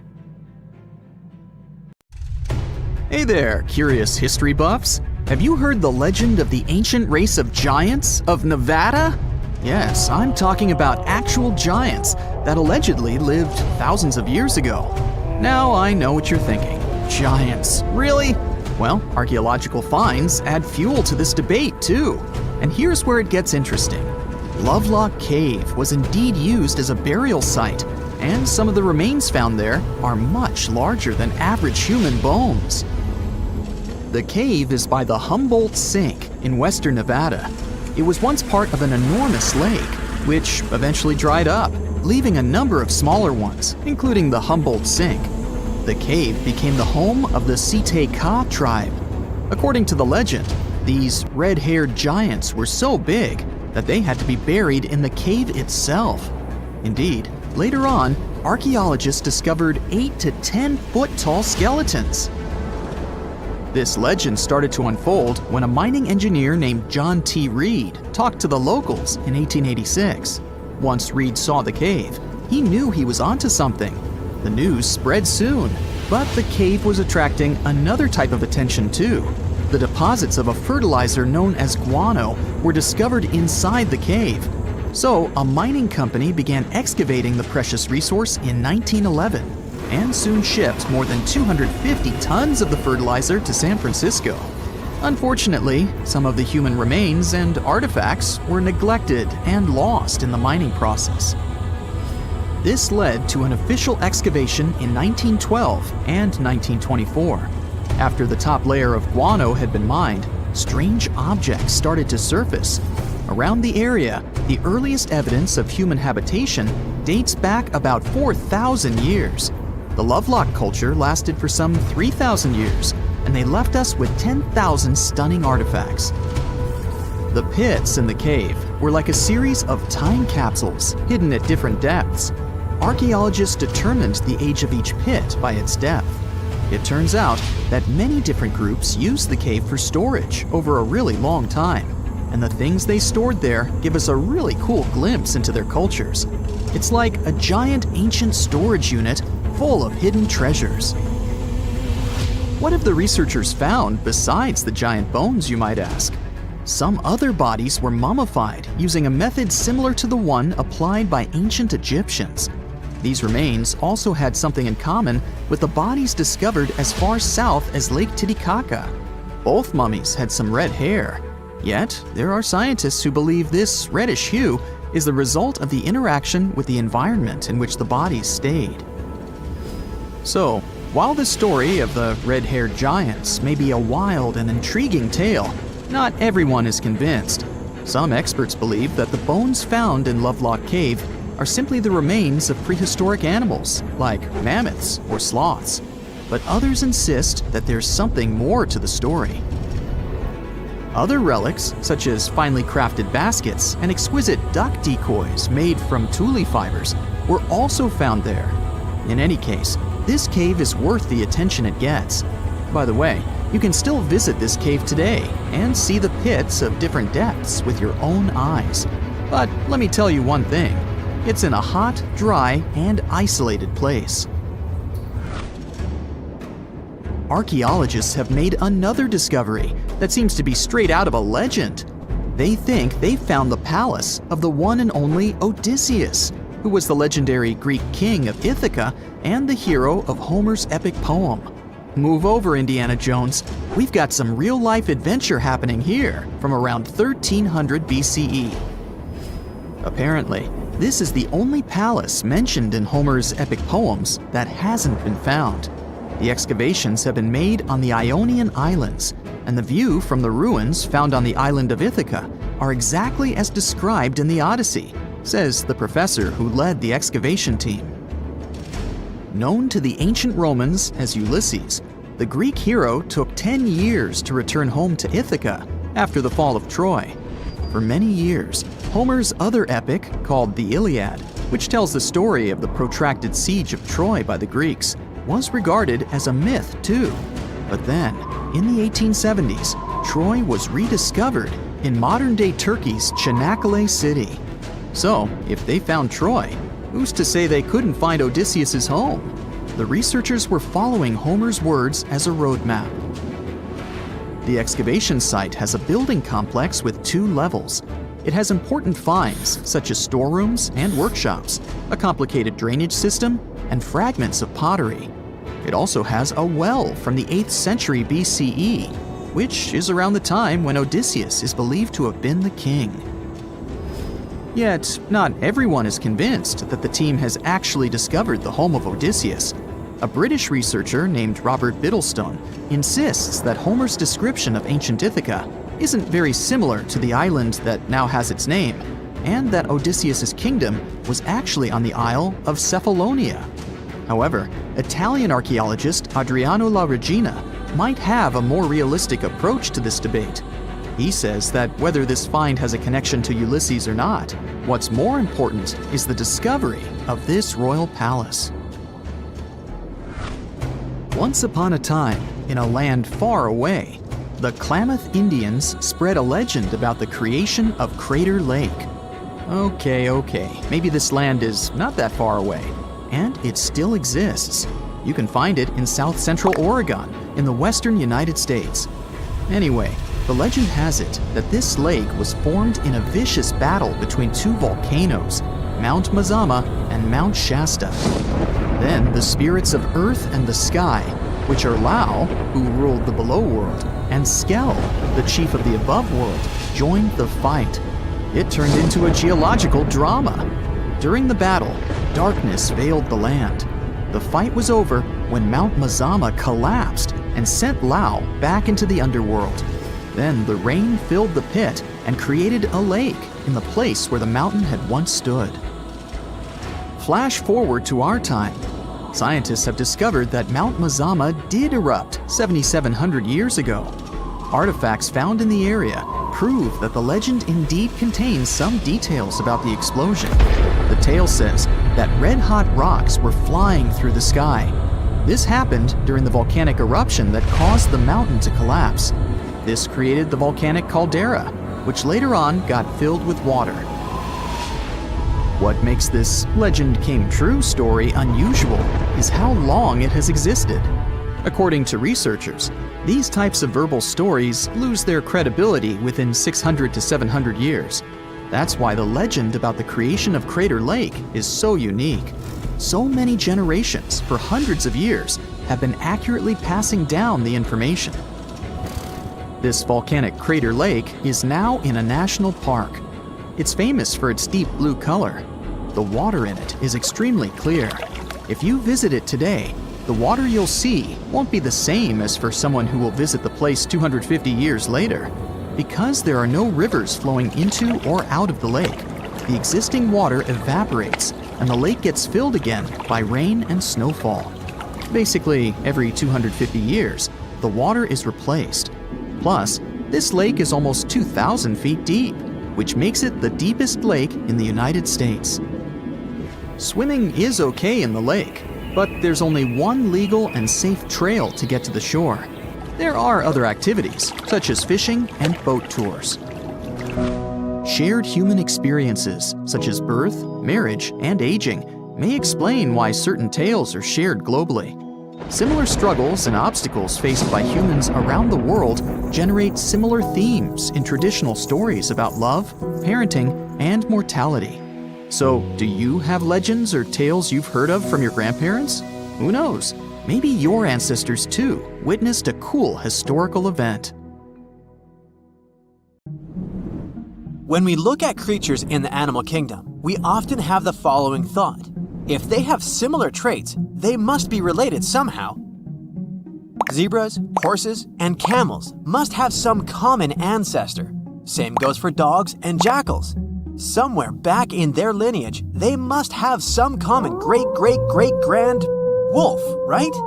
Well, the way evolution works in nature is way more complex. Take, for instance, convergent evolution, which is when different creatures evolve independently from each other but end up having similar traits. We only need to look at sharks and dolphins to see how this works. At first glance, they look very similar, aquatic creatures with some species having roughly the same size. But turns out they're mostly unrelated. Sharks are fish. They reproduce by laying eggs and evolved to have the ability to sniff out blood in the water to feed themselves. Dolphins, on the other hand, are mammals. They're friendly and have a way more interesting social life. Take bottlenose dolphins, which have their own special whistles that they use similar to how humans use their names. Not only do they develop this type of whistle to introduce themselves to other dolphins, but they can also learn such names so they can better communicate with each other. Sure, sharks and dolphins did have a common ancestor, but this one lived in the sea almost 300 million years ago. It's safe to say, dolphins and sharks aren't even cousins these days. Another more shocking example of convergent evolution is that of whales and bats. Most of the creatures we can name on the top of our heads use light and sight to understand the world around them. But there is a specific set of creatures that relies on sound to paint them a picture of their environment. What they do is they emit a sound which bounces back to them depending on the object it hits. This ability is called echolocation. Animals that have this feature emit sounds at frequencies above human hearing, called ultrasound.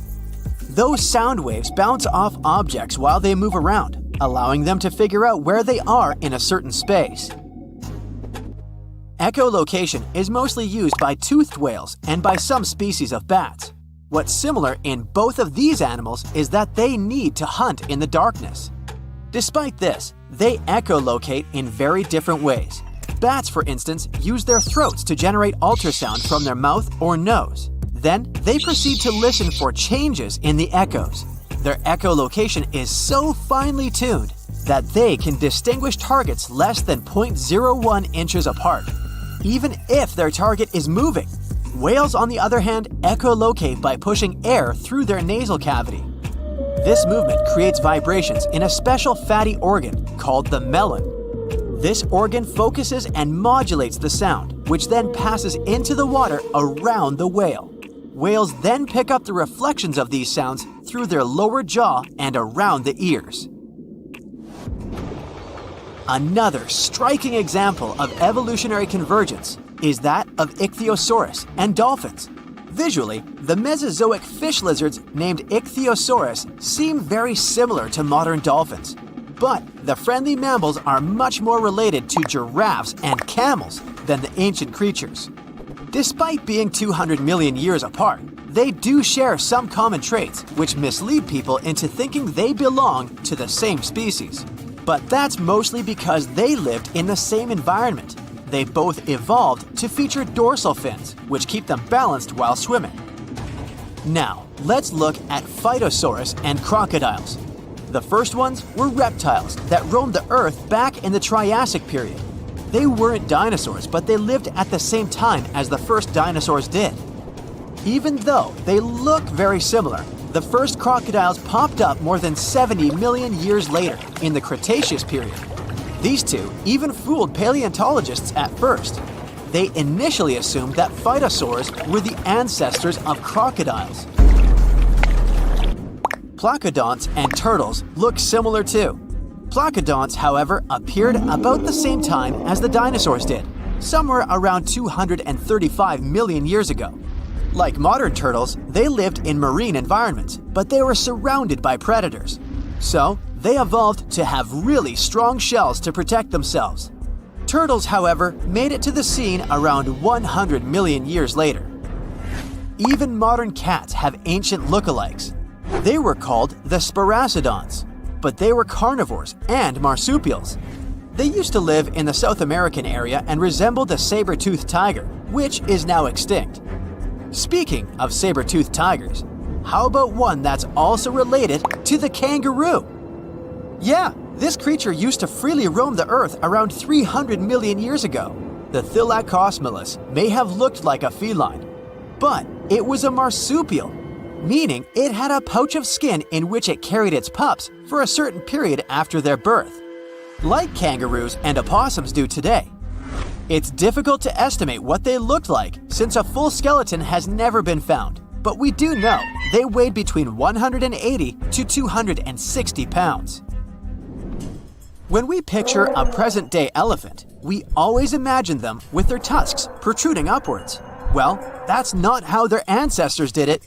About 20 million years ago, there lived a prehistoric elephant-like creature named Deinotherium. It did, however, have both tusks curving down from their jaw. As with many other prehistoric creatures, we don't know why they had this feature the other way around. But one theory suggests they used them as anchors. By securing themselves to riverbanks, they were able to safely sleep without drifting off. The last thylacine passed away in the early 20th century. Their extinction was one of the most tragic natural events in modern times. For the last 2,000 years, they have been known to live only on the island of Tasmania. Despite the name, they looked more like foxes than felines. However, thylacines were marsupials rather than placental mammals like foxes. The two-lake wallaby was one of the most beautiful and majestic creatures ever to have lived. It used to be found in Australia and New Zealand. They were very similar to the kangaroos and featured fine fur with shifting bands of darker and lighter gray across their backs. Surprisingly, they were dubbed monkey face, but they had no connection whatsoever to modern monkeys, apart from both being mammals. What made them so special was the way they moved around. Their standard movement consisted of 2 short hops, followed by a long one. After that, the wallaby would simply stare into the sky. Don't be fooled though, the two-legged wallaby was extremely rapid. Females were generally taller than males, and they appear to have been quite sociable animals, at times being particularly fond of a certain location. They were also nocturnal. Hyracoodonts and horses share a lot of similar features, but Hyracoodonts used to exist in the Eocene and Oligocene periods, and they went extinct around 23 million years ago. In their whole group, they featured very diverse species and came in many different sizes, from the small pony-like to the colossal Paraceratherium, which is one of the largest land-living mammals ever to exist. Modern horses, however, appeared around 2 million years ago. Let's do a little experiment together. Start by stretching your arms out. If you were to draw a line from your fingertips to your shoulder, it would measure around 28 inches. Now, try to picture an insect with a wingspan this big. Hold on a minute, you won't need a large can of bug spray, don't worry. They're extinct. But the gigantic Meganeuropsis did live around 250 to 300 million years ago. However, they most likely resembled the present-day dragonflies, despite not being technically related. Scientists figured out that they were not true dragonflies because of differences in the shape of their wing veins. Scientists still don't know why these bugs turned out so big. Some believe insects are limited in size because of the small quantity of oxygen they're able to take in. In the times when these insects roamed the Earth, the levels of oxygen in our atmosphere were much higher, so that might be one explanation. Other specialists think that they got so big because there wasn't any other predator large enough to pick them up from the ground. You're walking down the street. You see a strange-looking antique shop called Ageless Trinkets of Mr. Bright. You're curious, so you enter there. You take a look at all the weird stuff. Suddenly, an old folded parchment paper catches your attention. It's a world map, but something's off with it. Instead of showing the countries as you know them, it shows the locations of 4 mythical lost worlds and civilizations. Mr. Bright, the shop owner, comes next to you after realizing your shock. This map won't let you find these places or anything, but I can explain to you the legends behind them if you want, he says. Let me begin with Atlantis. You might know it as Aquaman's underwater kingdom, but Atlantis, the fictional island, was actually first introduced in 2 of Plato's works. According to him, Atlantis was a highly advanced civilization that existed about 9,000 years before his own time, and its story had been passed down by poets, authors, and others. He wrote about Atlantis and its citizens to give a moral lesson and to teach about the dangers of arrogance, as well as the eventual downfall of those who are after too much power. In his dialogues, Plato stated that Atlantis was a great and powerful empire that was respected in all parts of the world. It was founded by beings who were half deities and half human, and became a great naval power after a while. Being an island filled with gold, silver, and other precious metals certainly helped their case. But besides that, it was also known for its breathtaking architecture and state-of-the-art technology, as well as its countless rare and exotic wild animals. Atlanteans were proud of their great achievements and the perfection of their civilization, but their excessive pride was going to bring their downfall. They believed they were so superior that they could gain control over any nation. This led them to launch a series of invasions. They conquered many of the Mediterranean lands, but when it was time to enter Athens, Athenians pushed back with an extraordinary force, so the Atlanteans were finally defeated. Plato stated that deities then got angry at Atlanteans because of how wicked, greedy, and immoral they became, so they punished them by sending earthquakes, which caused Atlantis to sink beneath the sea. Although the earliest written records of Atlantis were Plato's works, some people still believed his story to be based on truth and tried to identify the island of Atlantis with actual countries. Some people suggested it may have been located in the Mediterranean Sea, near the coast of Spain or Italy. Others thought it may have been located in the Caribbean, off the coast of Central or South America, but there was no solid evidence to support any of these claims. One theory, in particular, seemed more plausible than the others, though. Located in the Aegean Sea, the island of Santorini was the home of a highly advanced Minoan society. However, due to a huge volcanic eruption, it was destroyed about 3,600 years ago, causing the Minoan civilization to suddenly disappear.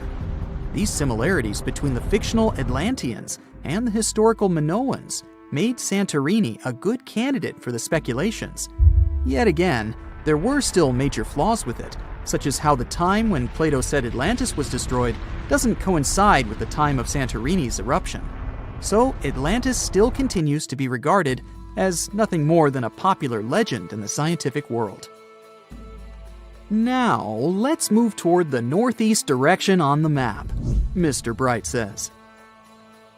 According to Celtic Breton mythology, there once was a magnificent city called Ys, also known as Caris, that towered over Douarnenez Bay in France's Brittany region. It was the most wealthy city in the entire Atlantic. It was especially famous for its beautiful gardens and buildings, and its citizens were all living comfortably and happily there.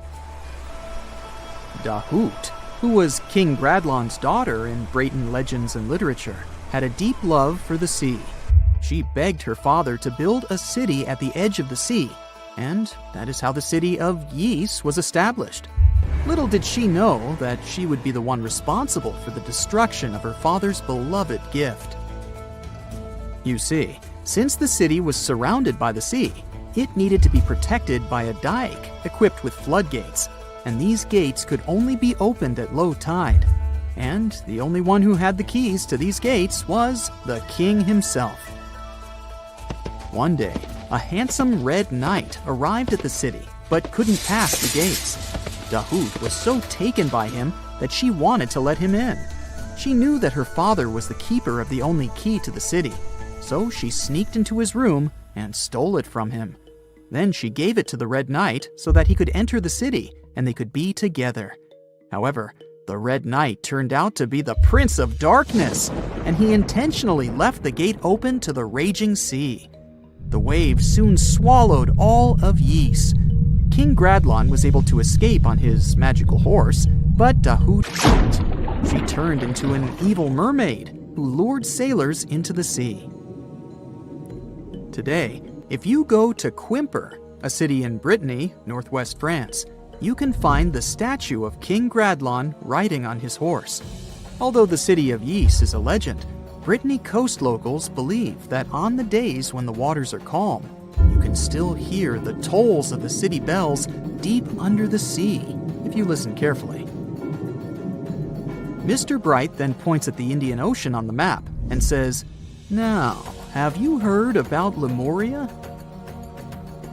Back in the mid-1800s, a few scientists suggested that there was once a continent that existed in the Indian Ocean, somewhere close to the south of modern-day Sri Lanka.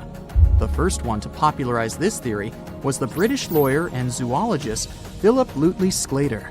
In his paper, The Mammals of Madagascar, he stated that he found lemur fossils in India, and not in Africa. However, this discovery was extremely shocking to him because of the fact that lemurs' original homeland, Madagascar, is much closer to Africa. He proposed that this was possible only if some larger continent connected the two once. He stated that this continent must have eventually sunk to the ocean floor. He then named it Lemuria, and hence the theory was born. People who came after Sclater took his theory a step further and thought that Lemuria was also the home of an extinct race of humans called Lemurians, who had 4 arms and enormous bodies, and were also the ancestors of modern-day humans, as well as lemurs.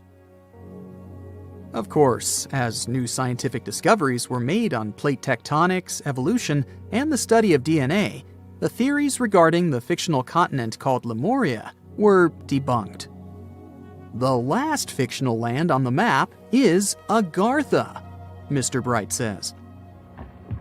Taking its roots from Eastern mysticism, one legend says there's a kingdom called Agartha that is located deep beneath the surface of the earth. It's where all 4 corners of the world are connected by paths and tunnels.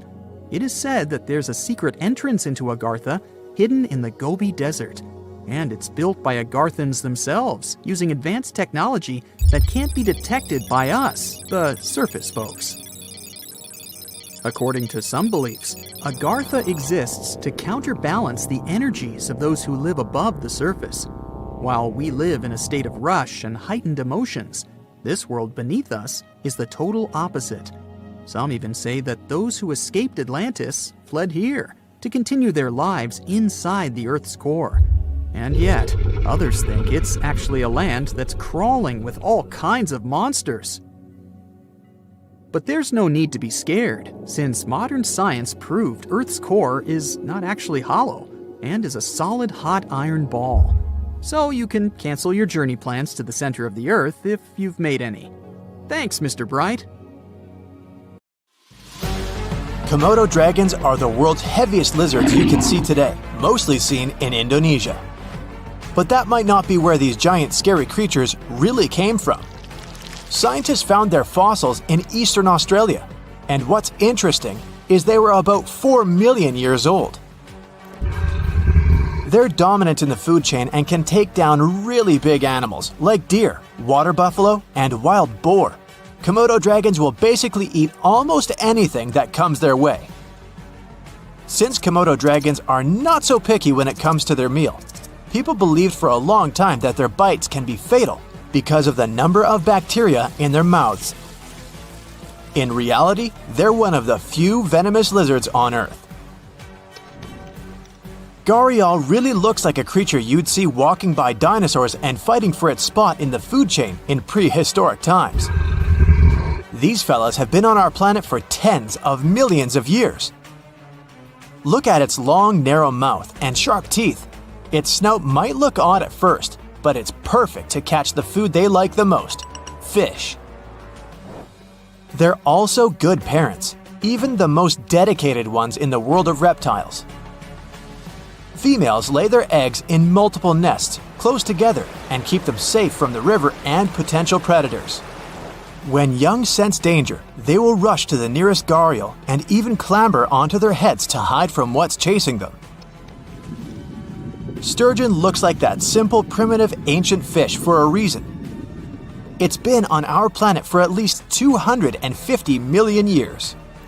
Its fossils are all over the northern hemisphere. You can mostly find them in big freshwater rivers and lakes, but some species tend to travel to the oceans and return to lakes and rivers only when they need to breed.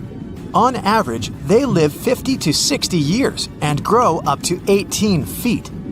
Many of them leap out of the water and make a loud splash.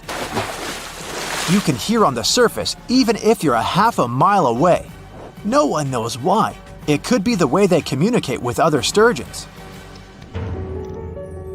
Solenodon. It's a venomous mammal with a chunky body and short legs. It's been living in the Caribbean area for more than 70 million years. They can climb but still spend most of their time on the ground. There, they move in an irregular path with a waddling gait, but when necessary, they can run pretty fast for short distances.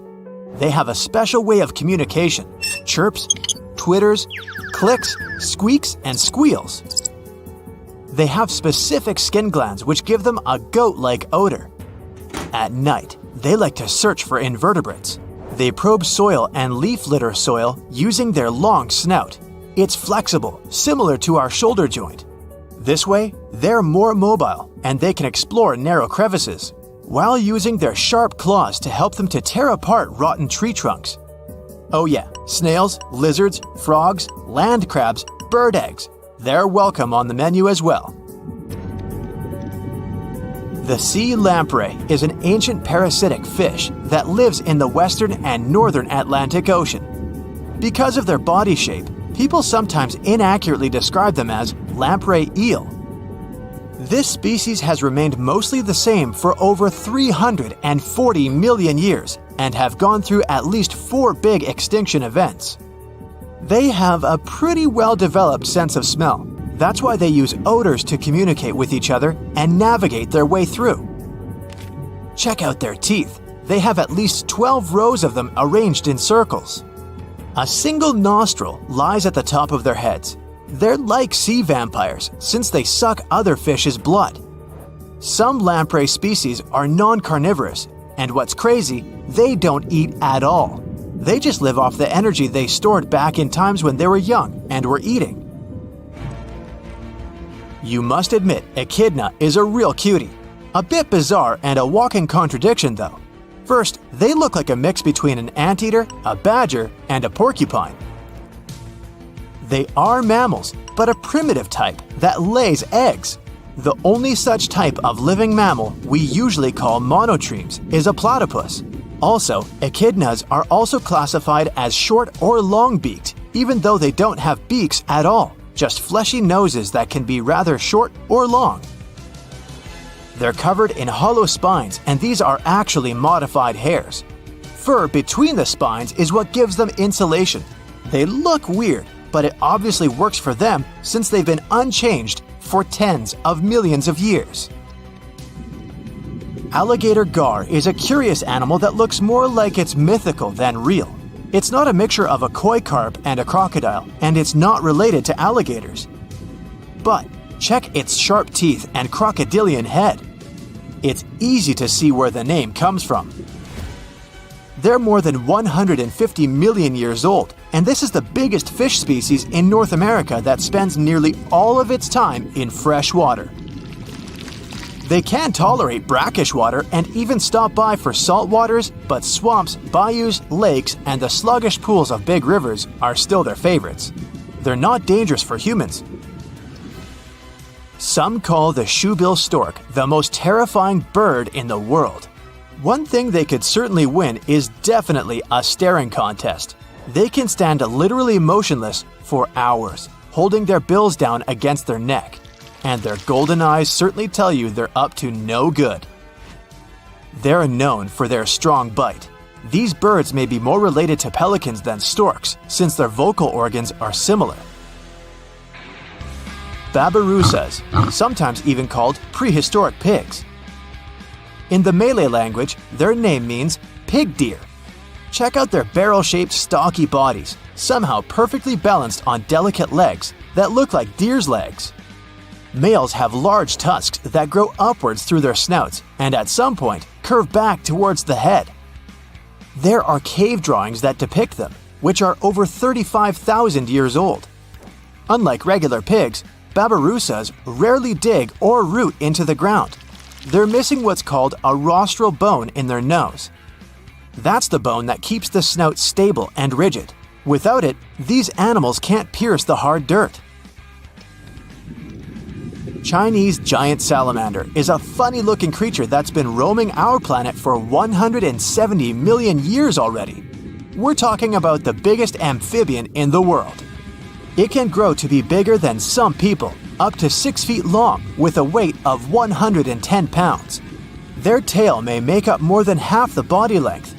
It's hard to notice them because this specific color helps the animal to blend in with the floor of the rivers where they usually live. Tuatara might look like a regular iguana at first, but it's literally a living fossil since it's been around for about 250 million years. Even its body shows its ancient history. There's a primitive third eye on the top of their head. It's hard to see it though, especially because some tuataras have scales over it. Scientists think it's some sort of an ancient light sensor.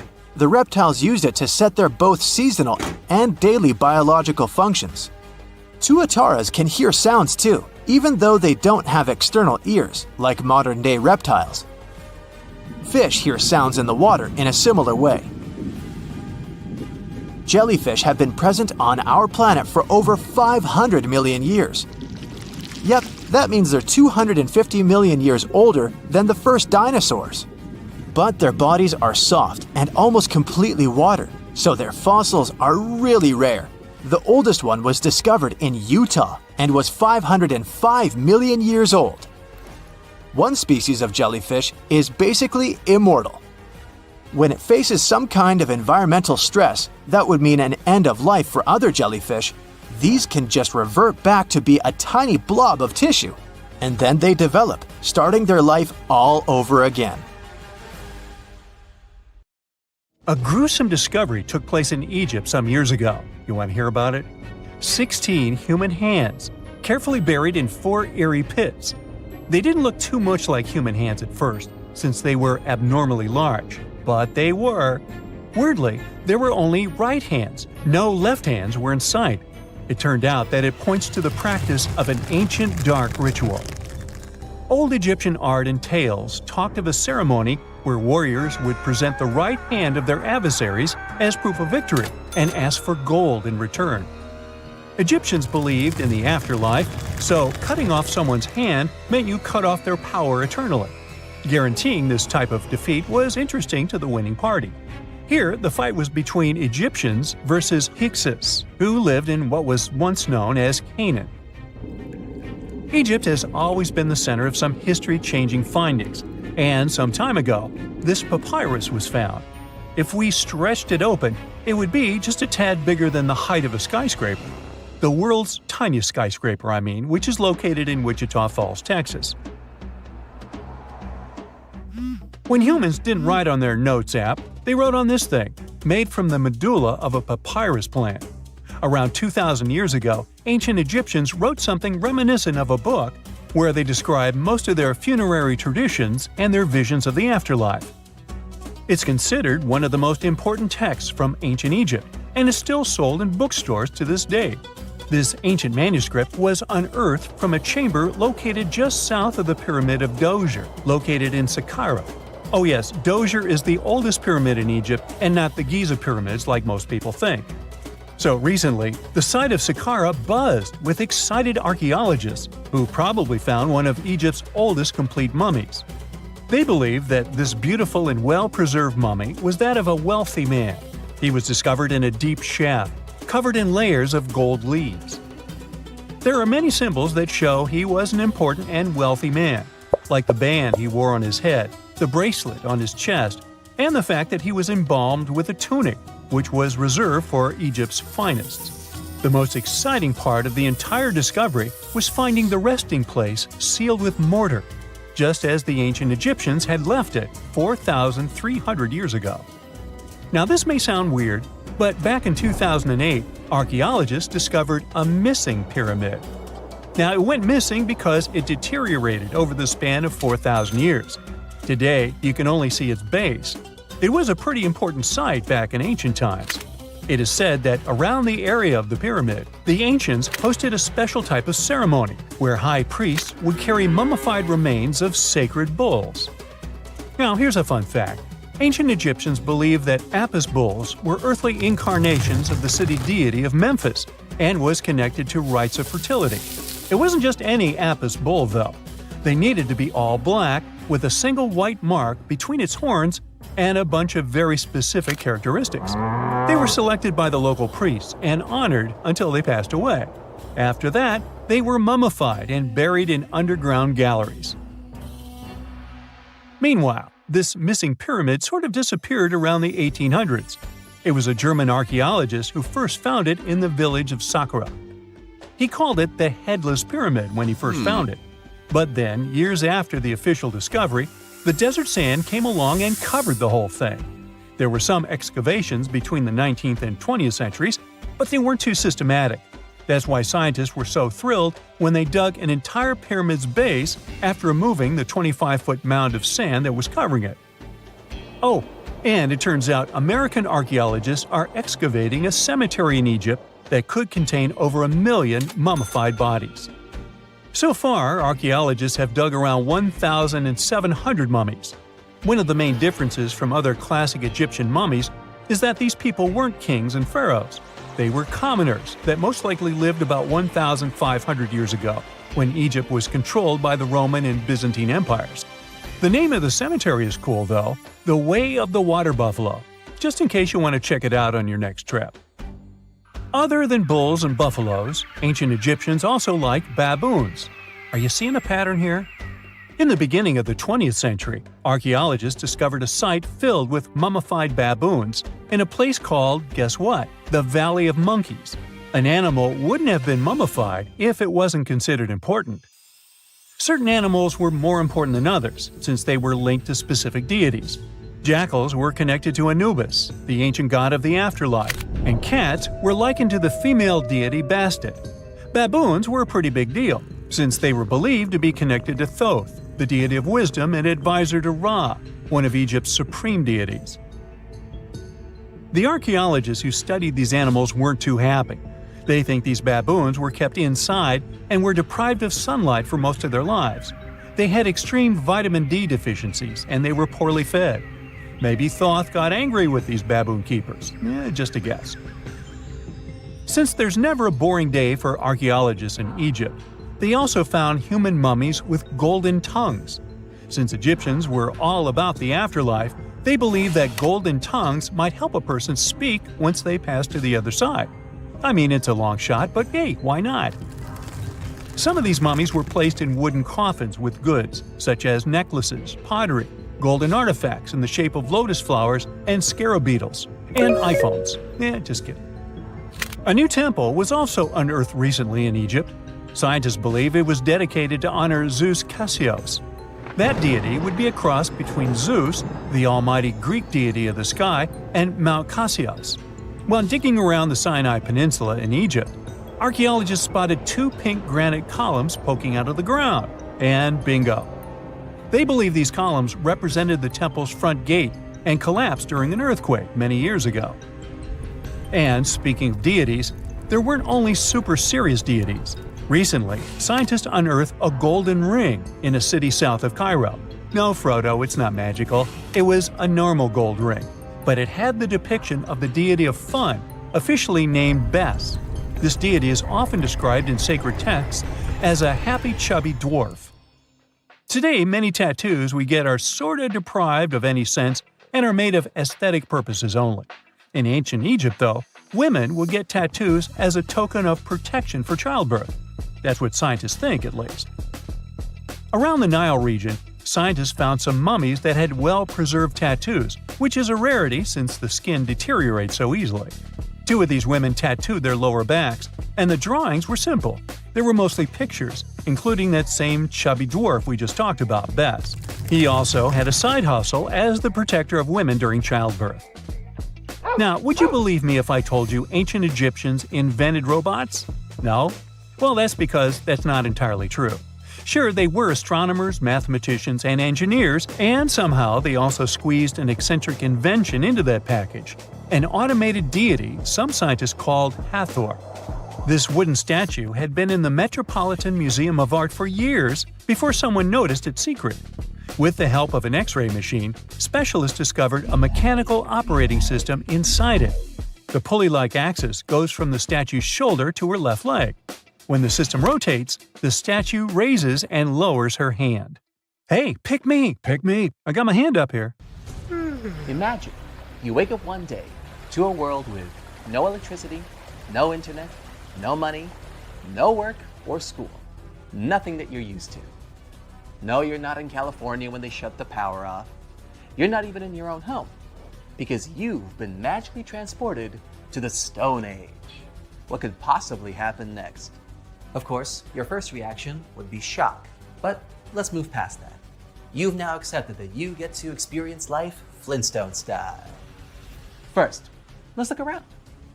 This is your cave, where you live with your family. You have your own sleeping area that's covered in animal skin.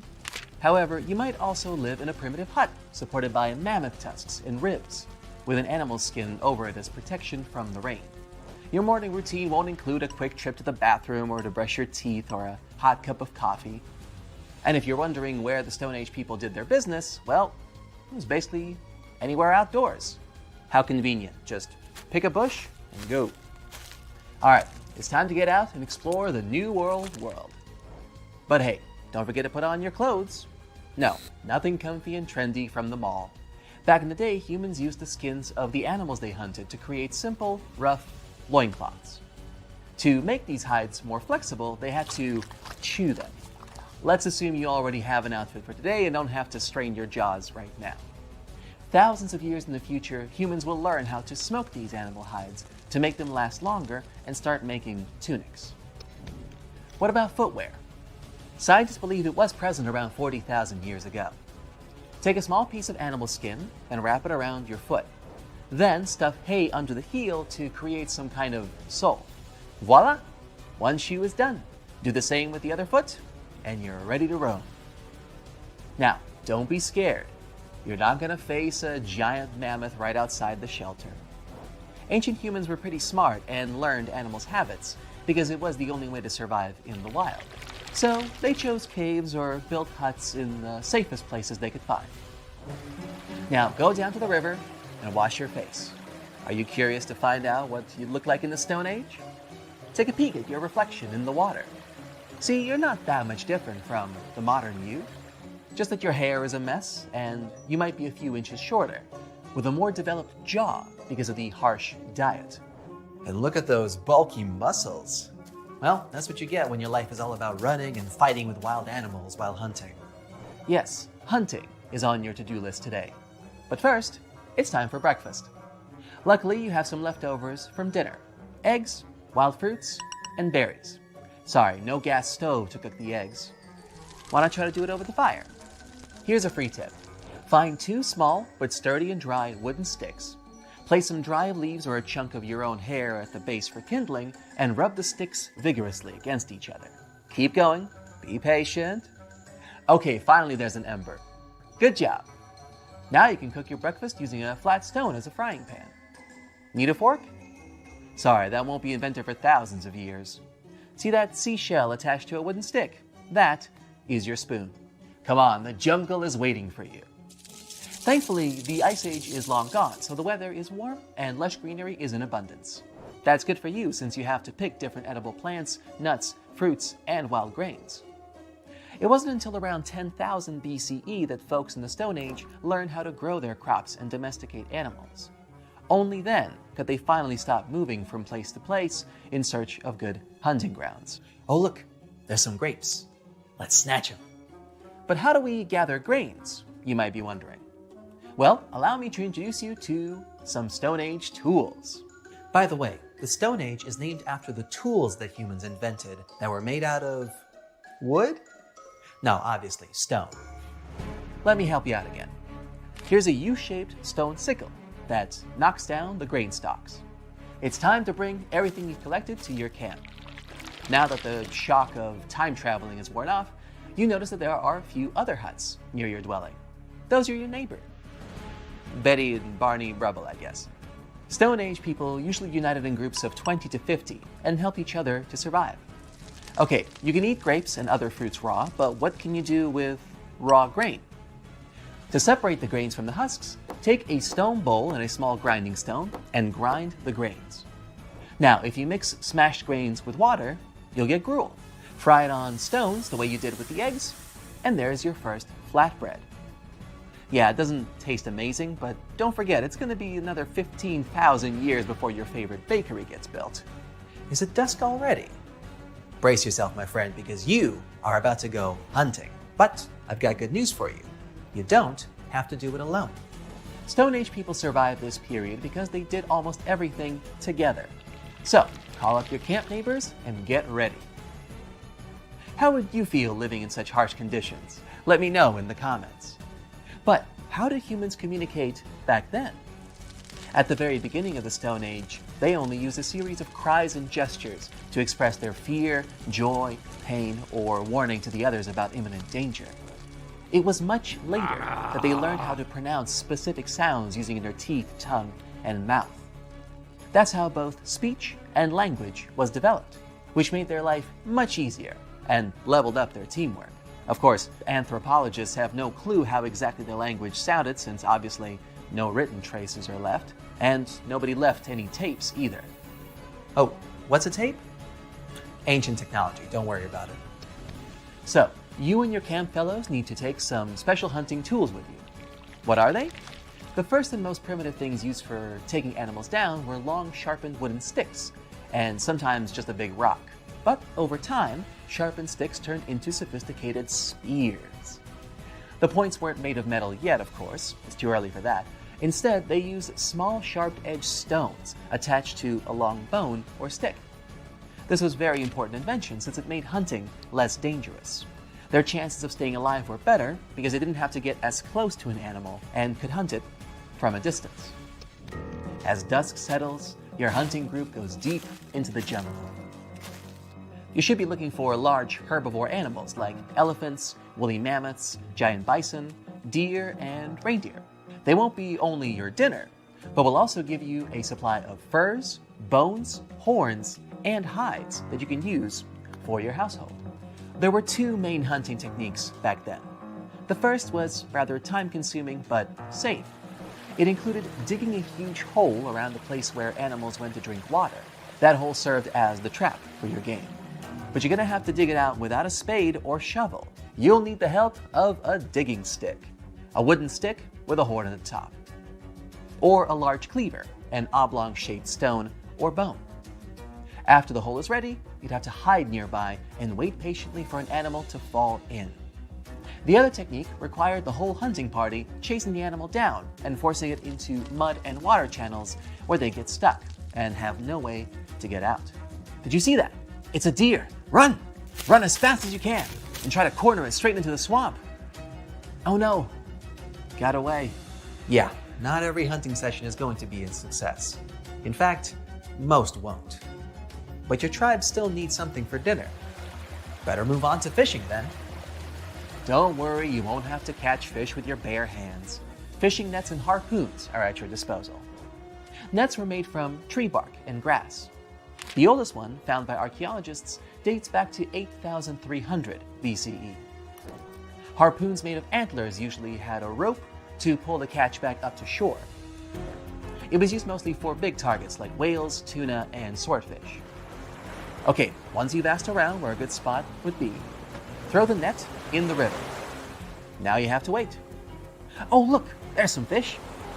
Pull the net with all your might. Come on, tribe, help him out. I mean, don't look at me, I'm just narrating here. All right, good catch, and not a moment too soon. You've just made sure you won't go hungry tonight. Bring what you caught into the camp and get some rest. The others will take care of the catch. Now I know what you're thinking. It's all work and no play. And yeah, life in the Stone Age was anything but easy. But still, humans did have some forms of entertainment.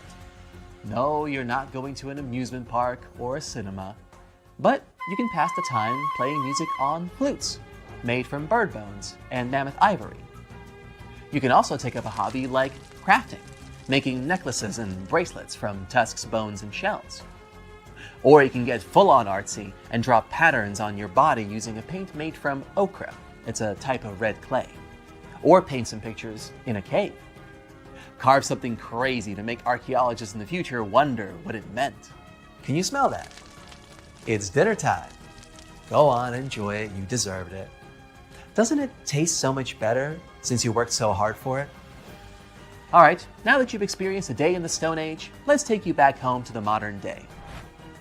The next time you complain that your internet is too slow or the food you ordered is 15 minutes late, think about how much harder life used to be for people in the Stone Age, and how it is only thanks to their tireless efforts to survive that you and I get to enjoy our pretty comfortable lifestyle today.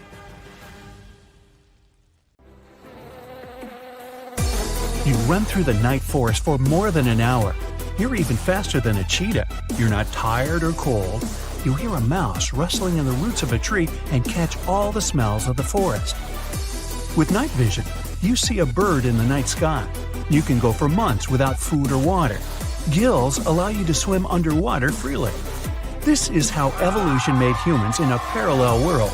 Here, they're ideal organisms prepared for anything they might meet in the wild. In our world, things are more complicated. We evolved, but didn't always get stronger. Humans only survived because they adapted and changed the world around them. A human only has 32 teeth. When they fall out, they no longer grow. But evolution doesn't stop. Our food has become softer and more nutritious. You don't need to chew it for a long time. New diet reduced the jaw and enlarged the brain. As a result, there's no room left for the 4 teeth that are closest to the joint. We call them wisdom teeth. In the future, we'll only have 28 teeth. And even today, 35% of people don't have the wisdom teeth. Homo sapiens is the only mammal to have a chin. This is the protrusion along the lower edge of the jawbone.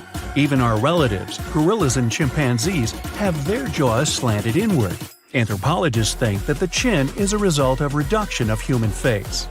Perhaps in the past, the chin supported our powerful jaw and enhanced our strength. Over millions of years, the face has shrunk, but the chin has remained. Put your hand on a flat surface, connect your ring finger and thumb, bend your wrist, and you'll see the palmaris longus. 15% of people don't have this muscle already. It doesn't affect the grip strength and has lost its meaning today. Millions of years ago, it allowed our ancestors to deftly climb trees. Evolution deprived us of this useful skill, but the remainder of it remained with us. Dogs, horses, monkeys, and many other animals can move their ears. This allows them to hear better and communicate with each other. Humans have a long, flexible neck, and evolution has left them without this ability. Still, 20% of modern humans can do it. This is another reminder of a time when we weren't much different from other animals. 10% of people have a Darwin's tubercle in their ear. In the past, we had pointy ears looking like the modern macaw's ones, and this little bump is the proof. When an emperor penguin hatches eggs, it doesn't eat for 115 days. Scorpions can stay hungry for a whole year. Evolution hasn't given humans a camel-like hump of fat or the ability to hibernate like a bear. Every morning, our ancestors woke up and fought for their survival. We need a lot of energy for this, so we have to eat every day. This isn't very convenient, especially when your food isn't sold in the supermarket but runs away from you through the forest or field. In the human brain, at any given moment, 100 billion neurons work. Thanks to this, you have a good memory and can talk. This is essential for survival. A big brain has a flaw. For neurons to work, it needs a lot of fuel. It makes up just 2.5% of body weight, but consumes 20% of its energy. In 2 hours of playing chess, a grandmaster burns 560 calories. A professional tennis player will spend the same amount of energy in a single hour. Big brains make us weak. Even a small chimp is much stronger than a human. Why do you need muscles if you no longer swing from branches? But you need a big brain to negotiate and cooperate with other people. Got weaker, and we like lying on the couch more and more. This is a comfortable position for thinking. At night, our ancestors were especially vulnerable. When you sleep in a new place, the left side of your brain is more awake than the right one. This brain reaction is called the first night effect. This is an ancient reaction of the body to the dangers that awaited a human in the dark. 40 to 60 million years ago, evolution gave us yet another fear. We're born with the fear of being bitten by a snake or spider. Apparently, these animals were the main danger to the first primates. Anthropologists say we became runners 2 million years ago. Broad shoulders make it convenient to swing your arms and keep balance. A special ligament extends from the spine to the back of the head. It stabilizes the head while running. No primate has strong gluteal muscles. They only turn on to full power when you're running. Hairless and 3 million sweat glands keep our bodies from overheating. People are perfect runners, but evolution has made us slow. You'll never overtake a chimp on a short distance, and that's not mentioning cheetahs. They accelerate to an incredible 70 miles per hour. But almost all land animals are sprinters and don't run for more than 10 to 15 minutes. Humans are adapted for long distances. Walking 2 legs helped our ancestors solve many problems. They freed their hands to carry food or tools. 2 legs and a straight back made our ancestors larger and even scarier for other animals. When you stand on 2 legs, you'll quickly see a saber-toothed tiger, which is waiting for you in the tall grass of the plains or the African savanna. Your body weight is distributed over only 2 limbs, and this has consequences. You can calmly walk down the street, stumble, and get injured over that. Consider this our payment for upright walking. So why do we need toes? Certainly not to hit them on the furniture. When our ancestors lived in the trees, toes helped them cling to branches. Imagine you can work at the computer, draw pictures, or cook scrambled eggs, all with your feet. Cool, but good old evolution has deprived us of this skill. Today, we're not sitting in the trees, but our feet remain flexible. Come to think of it, hooves would be more suitable for us. They're durable and don't need shoes. But until we evolve again, our feet remain fragile. Either of them has 26 bones. This doesn't make our walking or running any safer. You go to the cinema, take your popcorn basket, and start munching on it in anticipation of a great couple of hours. But then you start choking. Those few minutes of coughing and involuntary tears seem to last forever. The human is the only mammal that can choke on its food. We can't eat and breathe at the same time. The reason for this is the structure of our vocal apparatus. Your larynx is down below, thanks to which you can talk, but not while eating. Goosebumps, horripilation, gooseflesh, these are the names of the reflex that makes your skin not smooth but bumpy. This happens when you're cold or scared. Greetings from the Stone Age. Our ancestors were covered in thick hair. When they got scared, the hair follicles rose. This made them large and menacing for other animals. This natural reaction warmed the body as the air grew colder. The body of modern people no longer has long and thick hair. But if that movie is really scary, or you forgot your jacket in the evening, goosebumps still appear. Bears, hedgehogs, bats, some turtles, fish, and insects. All these creatures have one thing in common: they hibernate. Scientists claim that our ancestors were also on this list. In a cave in the north of Spain, researchers found fossilized bones of ancient people. The analysis showed that 500,000 years ago, humans could spend several months hibernating, similar to bears. Thanks to this, they survived Ice Age. Wow, how I miss this skill. Our eyes allow us to see dust in the air and huge mountains on the horizon. We see the world in color and recognize each other's faces. And when it gets darker, our vision quickly adapts to new conditions. But we don't see well in the dark.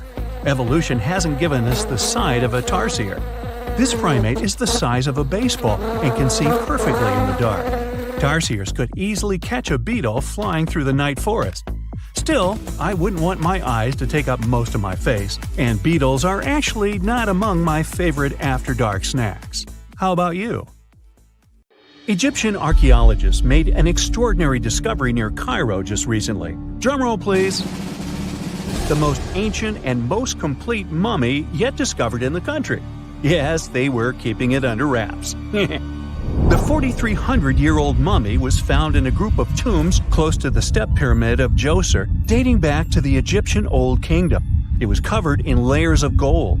The team also found several other tombs, including one belonging to an ancient Egyptian official and another belonging to a secret keeper who had the power to perform special ceremonies.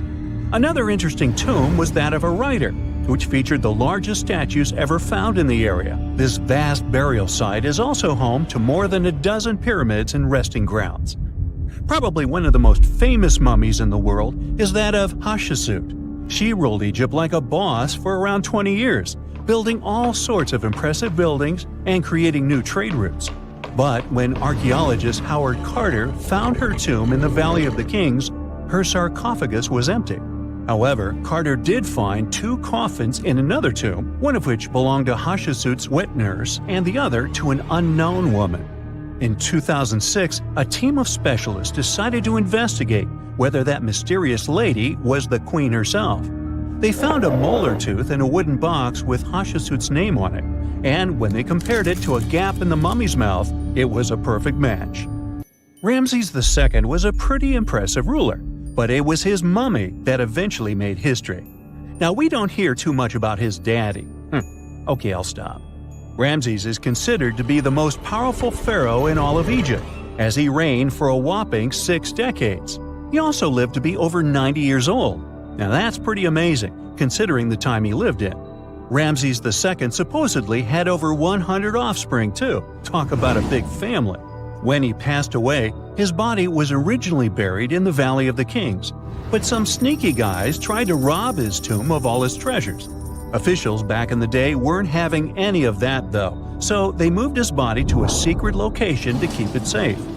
Fast forward to the 1800s, and Ramses II's mummy was discovered along with a bunch of other rulers and important officials. But it wasn't in the best condition, so archaeologists flew it to Paris to get it, pampered. Problem was, he couldn't just be transported into another country. The only solution available was to give Ramses II his own passport. His occupation was listed as king, and the document even featured his photo. Most mummies aren't necessarily known for having the most hydrated skin. But that of an ancient woman, also known as Lady Di, proves otherwise. No, not that Lady Di.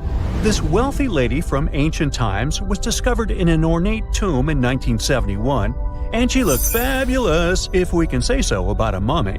Thanks to the special conditions in her tomb, like the moisture in the environment and the lack of oxygen, Her body was almost perfectly preserved. Her skin was soft, her hair was on point, and she was still flexible. The museum that now proudly displays her mummy also shows a ton of fancy items that were buried with her, like dinnerware and musical instruments. Archaeologists investigated the mummy further and discovered that she passed away from a heart attack at around 50 years old. Even though it hasn't been around for over 2,000 years, Lady Di is still making history. The mummy of Otzi the Iceman was discovered in the Alps in 1991. Austrian authorities initially thought he was a modern mountaineer because he was so well preserved. Turns out, he was actually from the Copper Age. He was found in a mountain pass over 10,000 feet above sea level. Through studying his mummy, we've learned so much about life in Copper Age Europe. For example, we know that he was a native of Central Europe and enjoyed eating meat. He also suffered from arthritis, narrowing arteries, and intestinal problems. But he likely used acupuncture and medicinal herbs to treat these conditions. And apparently, he was pretty handy with tools. He sharpened them just days before his untimely demise. Who knows if he was expecting trouble or just getting ready for some routine work. Now, King Tut and his story is most likely the one that made all mummies famous. This pharaoh passed away at the young age of 19, more than 3,000 years ago. But his mummy is still one of the most well-known in the world. When his tomb was opened in 1922, people went wild because it was still intact, unlike many other royal tombs. It had some seriously blinged-out coffins, including one made of solid gold. Not only did Tut's tomb give us a glimpse into ancient Egyptian history, but his mummy also taught us a lot about the time he lived in. DNA analysis helped identify his parents and revealed that the pharaoh had a rare bone disorder that might have made walking a bit tough. Now, Ginger is most likely one of the coolest mummies you'll ever hear about. He's like a time traveler from 5,000 years ago who's still looking fly with his golden hair and perfectly preserved nails. Ginger was discovered in Egypt and is believed to be the earliest known mummified body. Before people even knew about mummification, they used to place bodies in shallow graves in the hot, dry sand.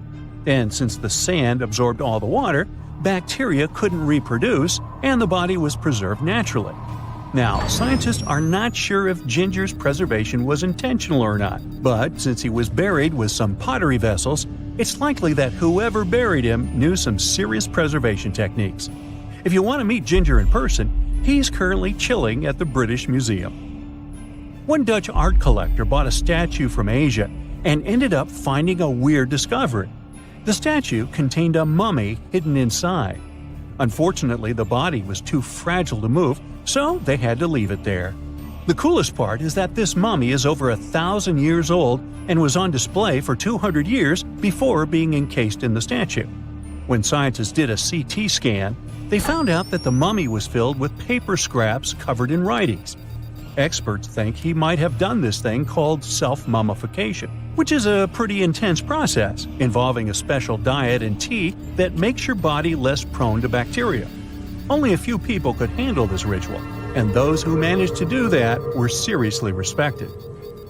No other Egyptian queen has baffled scientists and historians like the stunning Nefertiti. Based on her statues, she was known for her slender neck, wide eyes, and high cheekbones. Her name translates to "the beautiful woman has come." Talk about living up to your name, huh? Even though she wasn't a pharaoh herself, Nefertiti still managed to leave a lasting impression. Written records suggest that, as a wife and queen, she held an incredibly influential role. Because of her power, she was indeed admired, but she also managed to make quite a lot of enemies throughout her life. She was also related to King Tut, but not biologically. Rather, she was his stepmother. So far, locals have yet to identify her mummy, but that may soon change. A local Egyptologist who has been busy excavating tombs in the Valley of the Kings has found two mummies that he believes could be Nefertiti and her daughter. According to specialists, we may soon finally get a definitive answer about the identity of these two mummies. And if one of them does turn out to be Nefertiti, we could be in for a real treat. DNA analysis and CT scans of the mummy could give us the most complete and accurate image of the queen that we've ever seen. It's crazy to think that we've only scratched the surface of what lies beneath modern-day Egypt.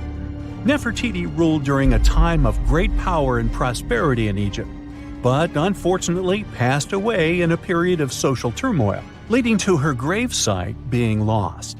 Now, where's my mummy? Meet Costello. He's a Brazilian reef octopus. But Costello isn't a regular octopus.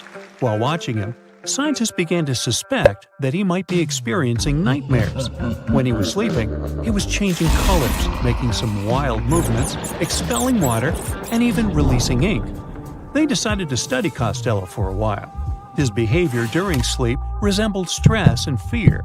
The study showed that he might see vivid dreams, which are, at times, spooky. While it's just one octopus, these cute underwater creatures are known for their intelligence and sometimes human-like behavior, so it's entirely possible that they see dreams just like we do. In Costello's case, he might be haunted by memories of tough times off the coast of the Florida Keys. Poor Costello has a rough past. He lost a tentacle to a predator before captivity, so maybe that's what he sees in his dreams. If proven true, this discovery could reshape how we perceive intelligence and awareness in both animals and humans. Well, it turns out plants can talk. Well, kind of. Scientists found out that plants actually make ultrasonic clicks when they're stressed. Imagine tomatoes and tobacco plants in a jam. They're making sounds like popping bubble wrap, but way too high for us to hear. These are called ultrasonic signals, and they might be their way of indicating stress. That would mean that plants can communicate with each other, and stressed plants prefer to be drama queens and let everybody know about their troubles. They make around 30 to 50 pops and clicks per hour. Calm and healthy plants don't do nearly as much. And not only do plants talk, but even have their own language. They make different sounds depending on whether the plant is experiencing thirst or is bothered by a snipped stem or something else. Moreover, some of them are so dramatic that they start ringing alarms even before they show signs of dehydration, when they know they're getting close to it. Scientists aren't sure why they do that, though. They believe that it might involve cavitation, a term that means air bubbles dancing in the plant's plumbing. Plants that sing these symphonies include corn, wheat, grapes, and even cacti. That is quite a big discovery in agriculture. We could use it to check if our crops are thirsty and stuff like that. So now we'll be eavesdropping on plants and deciphering their secret language. Okay, time for some universal news. Recent studies are shaking up what we thought we knew about the universe's age. Our findings during the last decades showed that the universe must be around 13.7 billion years old. However, a new study shows that it might be almost twice as old, up to 26.7 billion years. Keep in mind that it's not proven, so for now, the official number stays the same. Scientists were using the time since the Big Bang and studying ancient stars to measure the universe's age. But some stars were playing hard to get, looking older than the universe itself.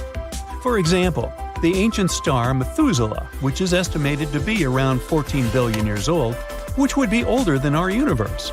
Also, the James Webb Space Telescope caught galaxies looking super mature just a few hundred million years after the Big Bang. All this poses some hard puzzles for astronomers. But this new hypothesis combines the expanding universe theory with something called the tired light theory. It suggests that light loses energy as it zips across cosmic distances. Combine this with the expanding universe theory, and bam! As the universe expands, the light loses energy, so we simply can't see all the super ancient stars that are very far away from us, which is why we could make a mistake in calculating our universe's age. The new model also pushes back when galaxies started forming. It suggests that those early galaxies spotted by the Webb telescope took way longer to form than we originally thought. This study is a serious shakeup in the scientific community.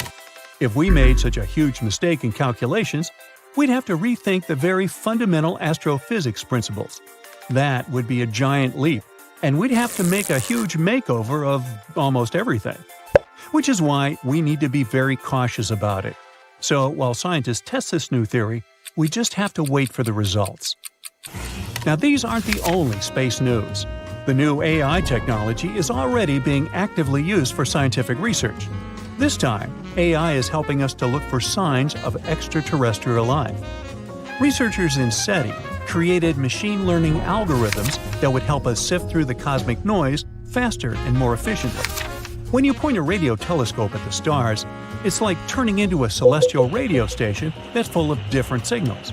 We catch everything from pulsars to radio galaxies and earthly interference. Obviously, it would be pretty hard to identify a potential signal from extraterrestrials in all this mess. For over 60 years, scientists had to do all this manually. It was a daunting task to scan the skies and explore countless stars and radio frequencies. But now, AI came to help. The algorithms are trained to recognize and distinguish known interference patterns, like those from mobile phones and electronic devices, amidst the cosmic data. They spot anything deviating from known patterns, the potential needle in the haystack. And we've already had some breakthroughs here. The astronomers caught 8 signals that didn't fit known patterns. While not confirmed as extraterrestrial life, they show that there's a great potential for future research. Going back to animals, this time we're visiting prehistoric Earth. Imagine turtles so massive they make today's turtles look like tiny toys. Recently, scientists stumbled upon the fossilized remains of one of these giants. It's a sea-dwelling titan that cruised the European waters about 80 to 70 million years ago. The discovery was accidental. A hiker in northern Spain stumbled upon fragments of this creature near the Pyrenees Mountains. This turtle was roughly the size of a rhino, around 30 feet in length. Just to give you an idea, this creature would be about the size of an average car. It shows that extreme sizes were more common before an extinction event. The turtles we know now, of smaller, still substantial sizes, dominated afterward. But the ancient oceans were filled with giant turtles munching on mollusks and jellyfish. This discovery also challenges the idea that gigantic turtles were exclusive to North America. The existence of this turtle proves that these colossal reptiles were hanging out in European waters too. So this might be just the tip of an iceberg, and you'll want to steer around that one too. And finally, NASA's James Webb Space Telescope has made a great discovery. It detected a crucial carbon compound in space. It's called methylcation, and this tiny molecule, even if it might seem insignificant, could help us unlock the secrets of interstellar organic chemistry. Carbon is incredibly important. Carbon molecules are building blocks that construct everything from stars to planets to, well, us. It's the key ingredient for life, and scientists are eager to understand how it shaped our existence on Earth